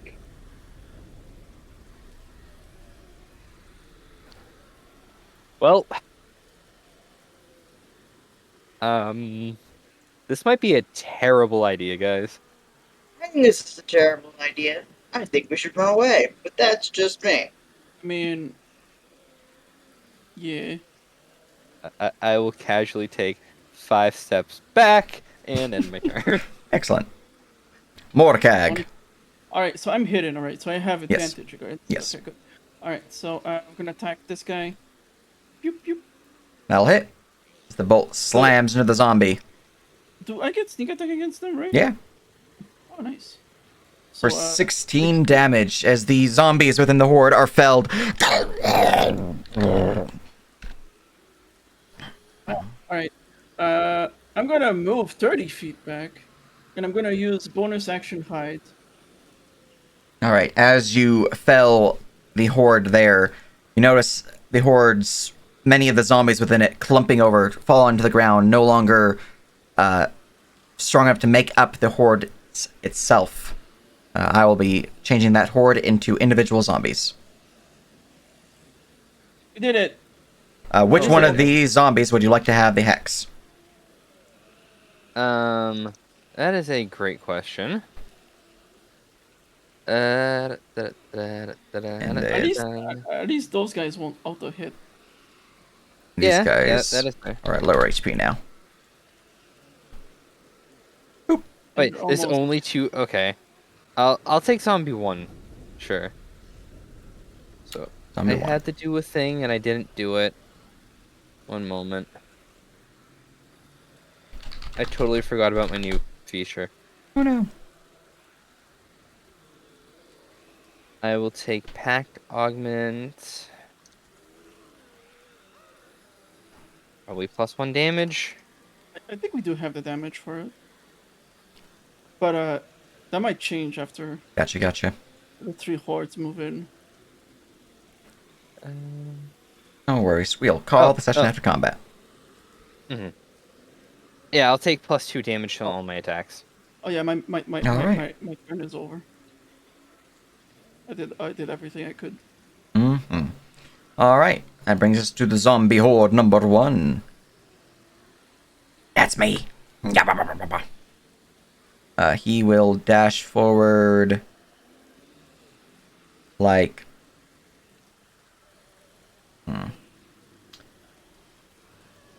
2 size. Okay, I am 2 size categories. He'll dash forward to here, which will trigger Zarai's reaction. Watch it.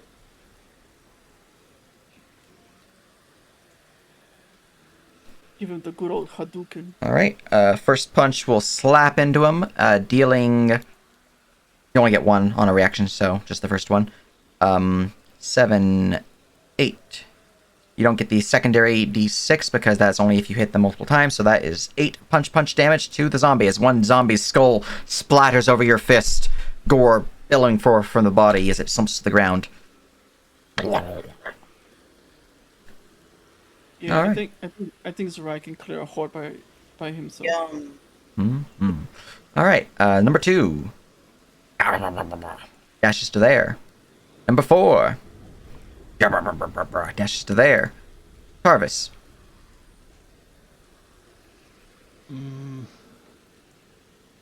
I think I'm gonna. Let's see. Can you? I need to get that cheat sheet open. Delay or just ready? Delay works only in the first round of combat, which is a special thing I allow. And you can only lower your initiative. You can ready. It just takes your action, and it is a reaction to trigger your ready. Okay. Oh. So if you delay for the end, everyone will be around you. And then I can turn undead. Hell yeah. So yeah, that's what I'm gonna do. But You're should going- should I just ready to turn undead when they all get around me, or should I delay? Is the tactical question. Do we have access? Is delay something that we can do? Delay is something I allow players to do only during the first round of combat, which is to let them willingly lower their initiative. Okay, just making sure because that's a Pathfinder thing. I didn't know if you ported that over from. Yeah, Pathfinder, I'm okay. just gonna delay until the end, and then we'll all go in a block, and they'll all go in a block, and I think I just All right. it's a combat cleaner. Last one I rolled was number 4, so we are going to no number. That's this one here. I was hit by radiant damage. I cannot dash. Bleh. Augers. I'll move to here. Wuggies. Number 5. He can dash. He dashes if he wants to. He can leave his friends behind. Number 6. He will also dash if he wants to. Tarvis. The horde is almost upon you. Is that as far as he can get? Yep. 35 is base That last movement. guy? Cannot use his action to dash. That last guy, man. Yep. The guys who couldn't dash was one thing, but the very last guy he couldn't get. Oh, this guy close. here? Yeah. Yeah, no, he's 70 feet. It's maximum. Now the other one's within 30 feet of me. That guy there, though, he is just out of range. But I delayed so I could just move if I want to. Yeah. So. Move into the horde. You'll take Aops, I think. Yep. Does the horde auto hit Eops? You know Not what? to your knowledge. It's just not going to hit number 6. I'm going to turn undead. All right. What is your save DC? I'm looking for that now. Let's see. Turn undead. Never used it before. DC is. You know, honestly, I think this is the first time I've seen Turn On Dead be used in 5e. Yeah, it doesn't get a lot of use. It's a really good ability. DC 14. DC 14. All right. That's what my character sheet says. DC 14 Wisdom saving throw. AoE spell. Make it so. All right. 4 hordes and 1 zombie are turned by your magic. All right. I These ones are not turned. I just had them selected when I gave them the turn state. There we go. Clean up the rest. You mean the one guy? Oh, there's the 2 hordes in the back too. Yeah. But, Seeing you Yeah, raise pretty your sure holy it's symbol and hearing the resounding strumming of a metal riff from the sky around Tardavis, the zombies look horrified, unable to handle the metal, as they look like they're ready to flee. yeah. Alright, Yes, anything else? dog. They have come for you. Nah, I'm done. Alright, Zerai.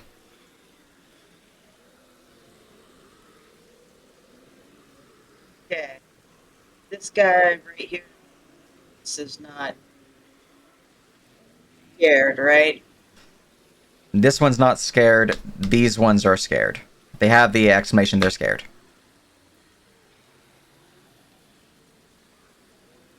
I'm going to turn one number 2 into a puddle, hopefully. Alright.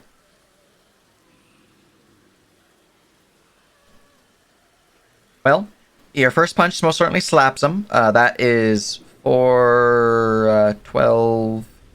It's the first punch upon him, so that's 12 damage, which means I have a DC 17 saving throw for Undead Fortitude. I save. You slam him in the face. His skull pops as it kind of like pops back into place like a sponge, executing all the water out as he is still alive, strangely enough. You then slap him again. That is 7. This is another second hit of the round, so that is 11 damage, DC 16. And once more, his head just reforms, unable to be fully quenched by your fist.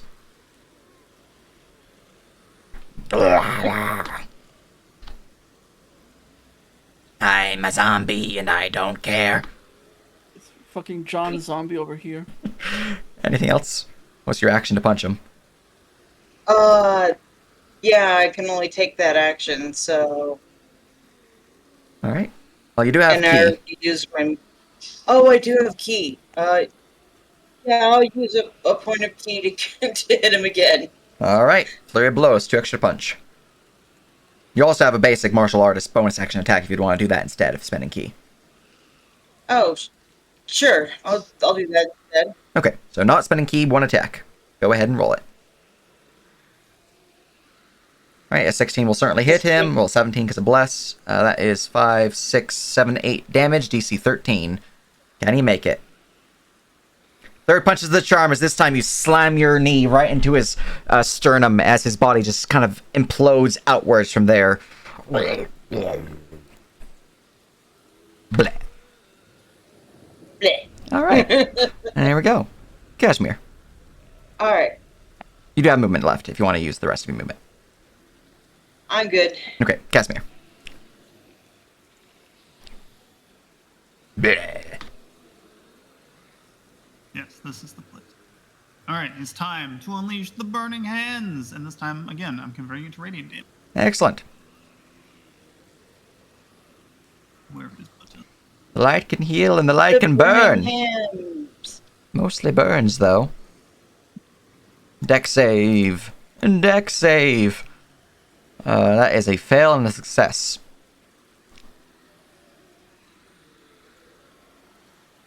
Alright, let's see here. That is 12 radiant for 1 and 6 radiant for 2. Their bodies are scorched by the divine fire. The first one seemingly halfway destroyed. The second one, a single zombie out of their 8 has been felled. Darn, I was hoping for... And if they fail, then they suffer blind. So, They are blind, yes. I can't see. Where's the flesh? Right there, Bob. No, it's right there, Fred. And that is... They don't No, actually speak. I'm just messing around. Do your Oh, do your I can group- practice. do your groups still take double damage to AoEs or no? Yeah, they are in AoE. They are horde. Let me go check to see if they have that. Yeah, actually, that's what I was expecting to. Mm-hmm. Oh, look at that. They are vulnerable. Augers. Boop. Damage applied. Nice. Yep, Horde vulnerability. Horde, regardless of size, is vulnerable to all area effect attacks, suffering from double damage against such effects. This attacks with vulnerability, increasing vulnerability's damage boost to 3 times damage instead of 2 times. Gotcha. No worries. These guys are turned, so it shouldn't be too much to clean it up, and then we'll call it the session. Anyway, that's my turn. Alright. Well, Tiff must leave. It is Danu's turn, and pew pew. I'll do a turn real quick. cool. I'll move the thing. Okay, these guys are turned. Yep. So they're gonna run away. So I don't need to hit them. Unless they're right? attacked. If they are suffered from damage, then they will no longer be turned. They will Okay. run away. You're not I'll move my tentacle over. The guys in the back are not, though, right? These guys are not turned. Yeah. Okay. Then I will blap this one Very good. with an Eldritch Blast. Alright, that will slam into him, dealing 9 force damage, as he must make a DC 14 Constitution saving throw. As the energy surges through the body, one of the zombies is felled, however, it stands back up, leaving 2 zombies in its place. As I'm just going to go copy this and give each of them 1 hit point. Because you killed it and then 2 stood up in its place. Copy. Pasta. State. Condition. Blind. Boop. We made our save. Anything else? Damn. I don't think I moved my tentacle close enough to do anything. So, yeah. Alright. That'll be my turn, No and I gotta worries. go. Yep, no problem. Thank you for running. Bye bye. Yeah, ciao. Bye. Jane. Alright, my turn will be quick. Using my Pax powers, I chill touch Zombie 4. Zombie 4. Alright. That's a hit for 1 necrotic. Wait, I Yes. thought they dropped down to 1 HP. Oh, you're right. For some reason, I damaged them for 1, thinking that would bring them to 1 HP. I should have damaged them for 17. So, Does necrotic damage undead? it does. They're not immune. Some undead are immune, but that is a DC 6. Mm-hmm. Alright, he's... And does chill touch negate undead fortitude? I'll go read it just to make sure, but I don't think it does.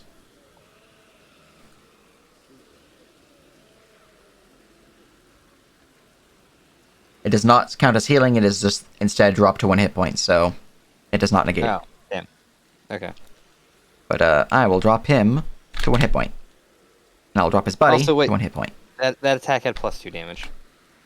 Oh, so DC 8 then instead of... Yeah, it still passed. Yeah, it still passed. Oh well. Unfortunate. But the zombie still stands. Brr. That is cold. But I am colder. Anything else? Nope, that's my turn. Morgag. Right, should take this guy with advantage. Excellent. Pew, pew. Oh! Critical. Oh! Roll to confirm. Alright. That is a confirmed critical. So, alright, so here we go. Damage, critical, and 2 sneak attack. Right, 21, 25, 26 damage. Yay. What did I... What? 21, 25, 26. Oh, 20. Okay, I'm a banana. You're right. He dies. His undead fortitude is unable to kick through as your crossbow bolt pierces through the horde, who surprisingly just kind of shuffled into a line to allow it to course through their entire skulls. One by one, they fell. It's kind of like a really weird shish kebab. Yep. Really weird shish kebab. I guess bonus action stealth, but that's my turn. All right. The zombie horde is going to flee. They provoke. I'm not that negates the fleeing. Yep. Just given the option. So I'm Number not 2. attacking. Provokes. That's okay. Yeah.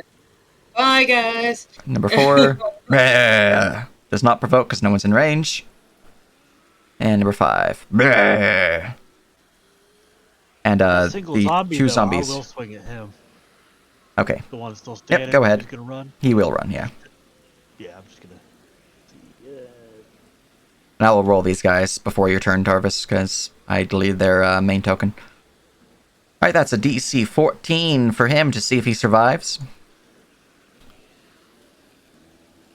As you crash your weapon in the back of his skull, splattering gore everywhere, he takes a single step before slumping to the ground, defeated. And then these two.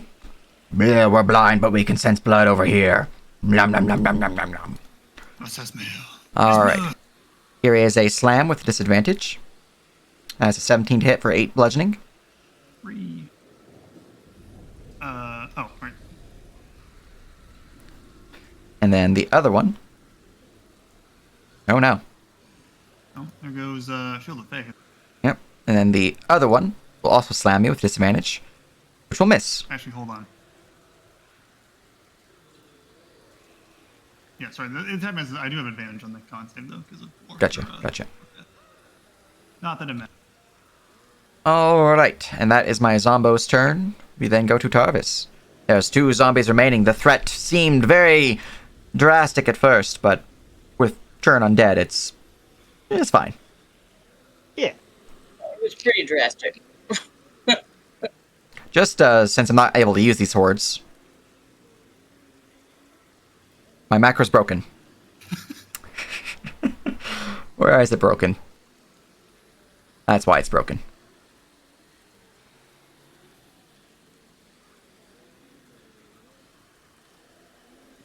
It's an auto hit that deals 18 for the bite and 9 in auto grapple on the slam. So you get an idea of what you guys were going to be dealing with. You did not have a cleric for this. Oh. That could have been really bad. Yes, and they also have this feature. This is not a good idea.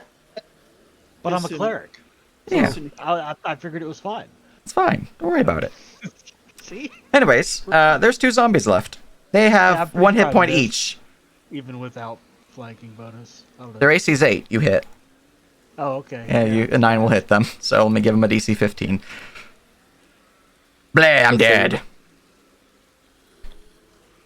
Let's say, how long are we gonna play the game of how many hits does it take to down a zombie with 1 HP? Zerai can get the last punch. You can... No. Ooh, here we go. If you miss all these, I will just call the fight, but if you don't, I want to see if you can actually get the punch. Because Casimir can do it, or someone else can do it before they get a go. It's just, you know. Okay. Con save. DC 13, or 11, yeah, 13. Alright, second punch. DC 11, 13. Okay. Zora, you punch him once, he comes back up, standing, face kind of caved in, and then you just punch him again, and his face explodes, shower of gore. Oh, I just took a shower. And with that, the hordes of the zombies remaining flee off into the night. And we go a different direction. I think we're Well. looting this caravan now. Mm. I mean, we've cleared the danger. We might as well take the reward before we find a place to camp. And then the reward is the second encounter with whatever's in the game is. Yeah, I suggest we just We'll leave find out the... next time. Find out next time on Loot Z. Now, you guys would find within the caravan as you search it, give me an investigation check. See if you find anything Okay. additional. Okay. Boop, ba-doop, ba-doop, ba-doop, boop, You boop. can help me if Oh. you have. Can try. Well, Are you helping me? Are you good?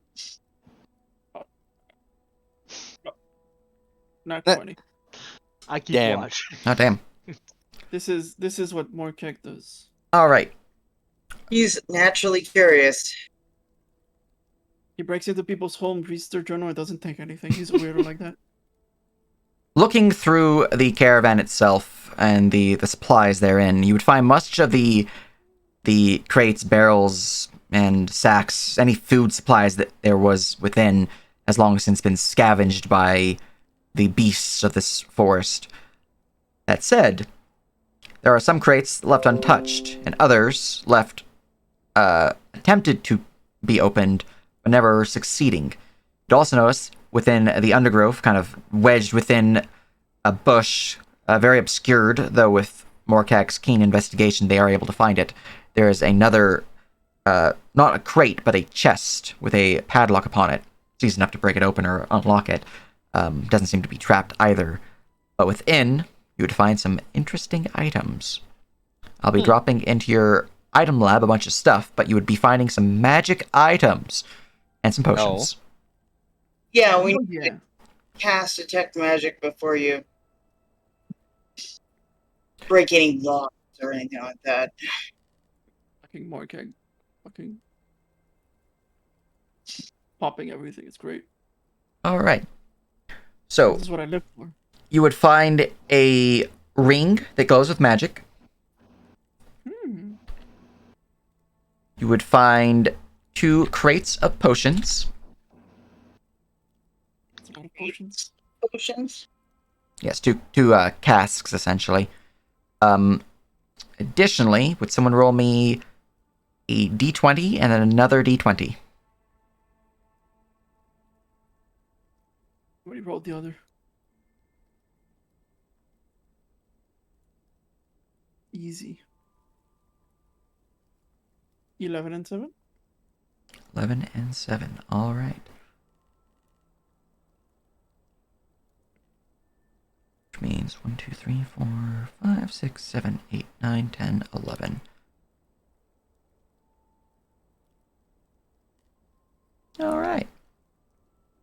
Oh, damn. You would find a warhammer, seemingly surrounded in an aura of radiant light, though it is somewhat dimmed by the cloth that surrounds its head. Even with the cloth covering it, it is still a noticeable light source. Though the crate that was, or the chest it was in, did block it. And now that the chest is opened, it is a beacon to this darkness. You'd also notice, with a 7, that was 7, which should be... just opening up all the tabs so I can get a full count.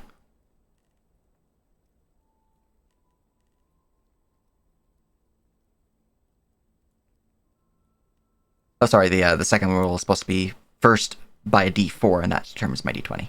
So someone can roll me a d4 real quick. Somebody else do it. Hurry. Oh. 2. All right.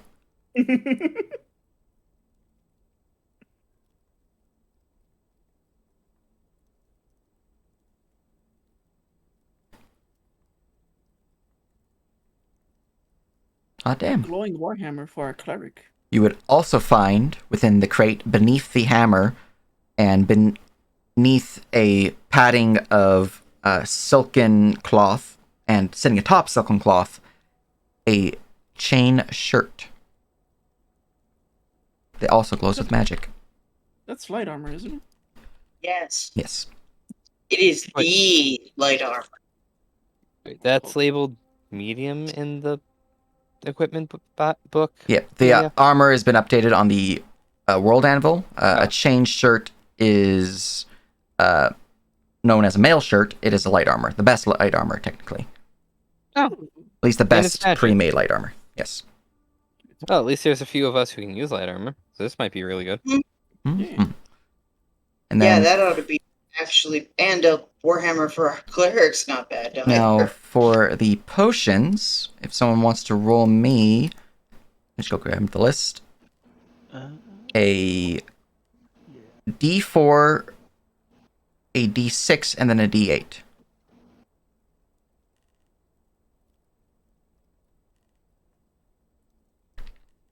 Wow. I expected an 8.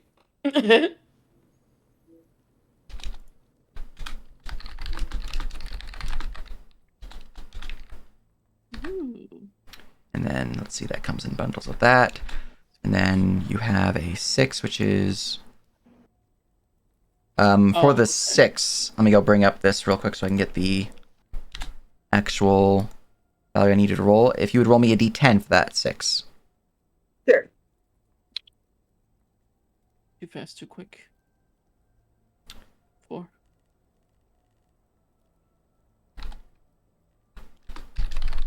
Alright, that's also in the 2 count. And then a 5, the next roll, which is... Oh, not bad at all. Alright. 4, 8, 12. Meaning that I am missing another 12. So that's 1 crate covered. Another d4, d6, d8. D4, D6, D8. 1, 4, 5. Alright. And 4 is that. And then 5 is that. 10, 12, 18, 24. Cool. That's all of them. You guys got a lot of the same type of potions, but there's, it's fine. Cool. Alright. We're all happy. Now, you wouldn't find any coin casks or anything that has, like, liquid currency, no gems or anything of that nature. Any art objects or the like, or any trade goods have long since been ruined due to weather or animals scavenging the area. But the potions and magical items, Item Lab. Lost caravan on the road.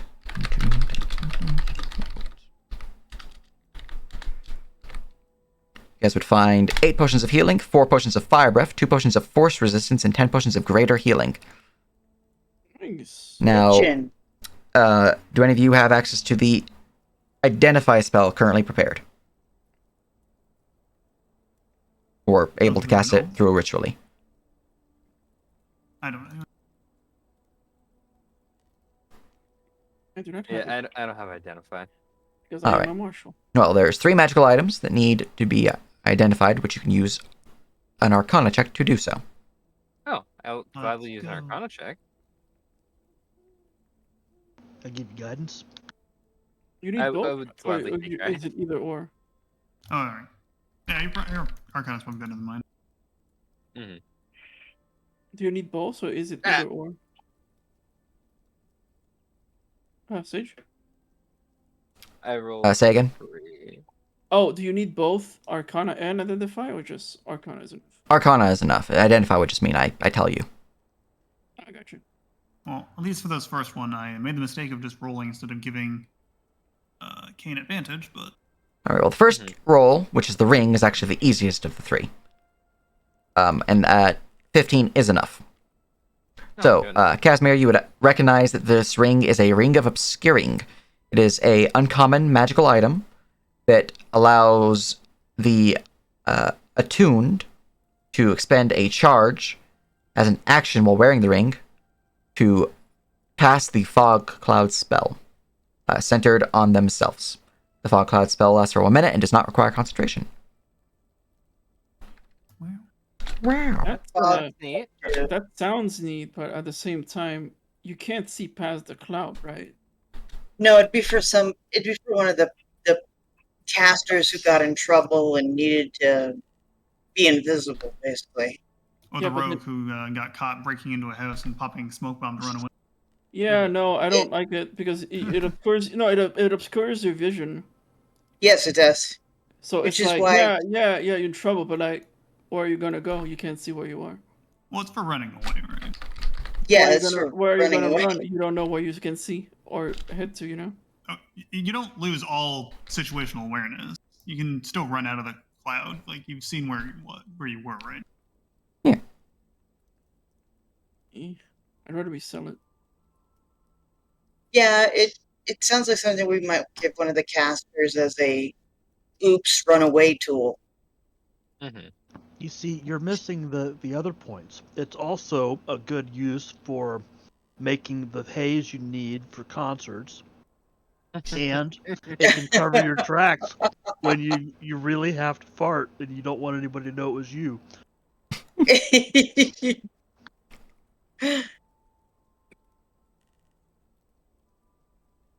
So is there I know in Pathfinder there was a way that you could give somebody like a +2 on their roll by rolling yourself.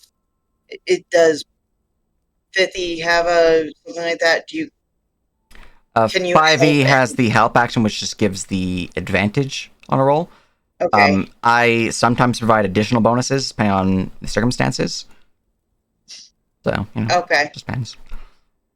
But first roll has been determined with people's checks on it. The second item has yet to be determined. So I still need rolls for that, and then I will need rolls for the third after that has been rolled for. I will willingly add my help since I don't have very much in Knowledge Arcana, so I will not. Arcana. Oh, we're questioning while we're going about this. Mm-hmm. Any of these items have runes on them? Makes this a little easier on my rolls. The mallet does, yeah. The warhammer. Is that the second item? Or That's the second item, yeah. Okay. Alright, so I have advantage from Casimir and guidance from Tarvis. Yep. Mm-hmm. Alright, let's go. Please don't roll like shit. Please don't roll like shit. Please don't roll like shit. Hey. 24. 24. Guidance is D4. You know what? I take it back. I just read up on it. Being obscured is actually really damn good. Mm-hmm. You have 28 showing now with that benefit. It All more right. or less also makes you immune to spells, because a lot of spells requires you to be seen, and if you can't be seen, they can't cast spells on you.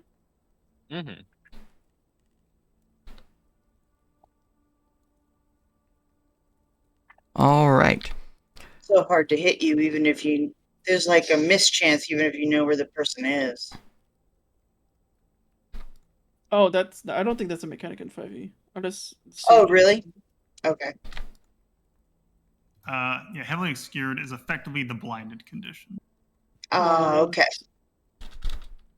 Yeah, and oddly enough, okay, so let's say I'm in the mist, and somebody else is outside the mist.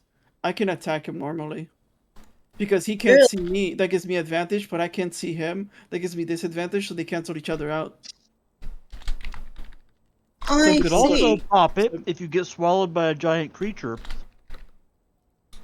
You would identify the warhammer as the Dusk Mallet. It is a +1 weapon. It deals an additional 1d8 radiant damage to undead. Additionally, the item takes the form of a leather-wrapped metal rod emblazoned with the symbol of the sun. While grasping the rod, you can use a bonus action to cause the warhammer's head to emanate with a crackling radiance to spring into existence. The warhammer's radiant head emits bright light in a 15-foot radius and dim light for an additional 15 feet. The light is that of the strength of a daylight spell. You can use action to make the radiant head disappear. Damn. As the Dusk Mallet is a rare magical item. Hell yeah. Nice. All right, you have one more item to identify. End my help again. Alright, yep. Everything again. Let's go. Boop. Boop. Okay. Can I roll? Suddenly your rolls are like all responding. Yay! 6. Alright. Here are my good rolls, finally. Very important. Quick, I'm gonna use 2 Destiny now. No, please do not. I'm not going to, I rolled Destiny on the number of items we gain, yeah. Yeah, totally. I should do that.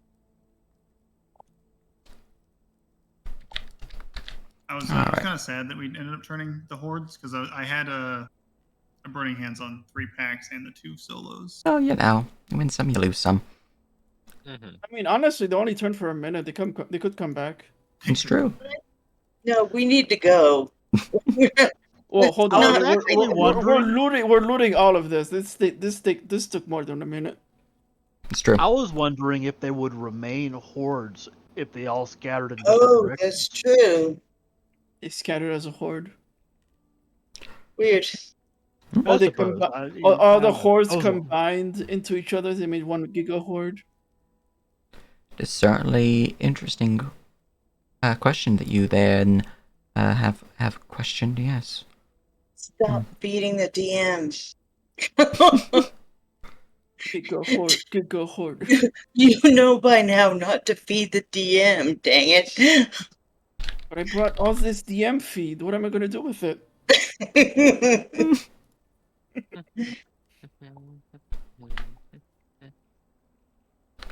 One second. I realized the armor, the base. I had this copy pasta, but I realized some of these values were incorrect from the change in armor. So I'm just updating it real quick. Oh, I see. It's no longer a chain shirt; it's a male shirt, which is slightly different. But that difference is enough to be noted. All right. If it doesn't have the cumbersome properties, It's light, yeah. interesting. But if it does have it, then I'm not interested. I don't want disadvantage on my stealth checks. Normally, male shirts do have the cumbersome property, but you're going to find out soon why it doesn't have it. Yay! Oh, that'd be good for somebody. Give it to me. I'm just going to go read something real quick because I don't think it's showing the full value of what this material is. Just make sure that my copy pasta was correct. I feel like it should be more than just saying slight armor. Wear light armor, get into a knife fight over a chain shirt. Alright, materials, metals, descriptions, scrolling up to the value. Armor is treated as one does not all about bulk. Yep, dexterity bonus to armor class. Yep, good stuff. Yeah, it's all for heavy armors, doesn't matter. Cool, okay, no, okay. What I have listed is proper. Excellent. Most excellent. Alright, which means I can go copy pasta this now. So, you guys would find Elven Chain. Ooh. This is specifically a +1 suit of mithril male shirt. If you are not proficient, does not have the cumbersome, means that it is light armor if it would be medium armor, which it's not. It also means that if you do not have proficiency in the armor, you have proficiency. Wow. Oh shit. Did that? Wow. Nice. Okay, that's actually pretty good. 15 plus dex. Agile. 14 plus dex. That is the armor. It also a fine quality, so you guys can choose one quality benefit and apply it to the armor, and that will then be set in stone. Oh, okay. Alright, so who wants it? I want it, obviously. Rogue.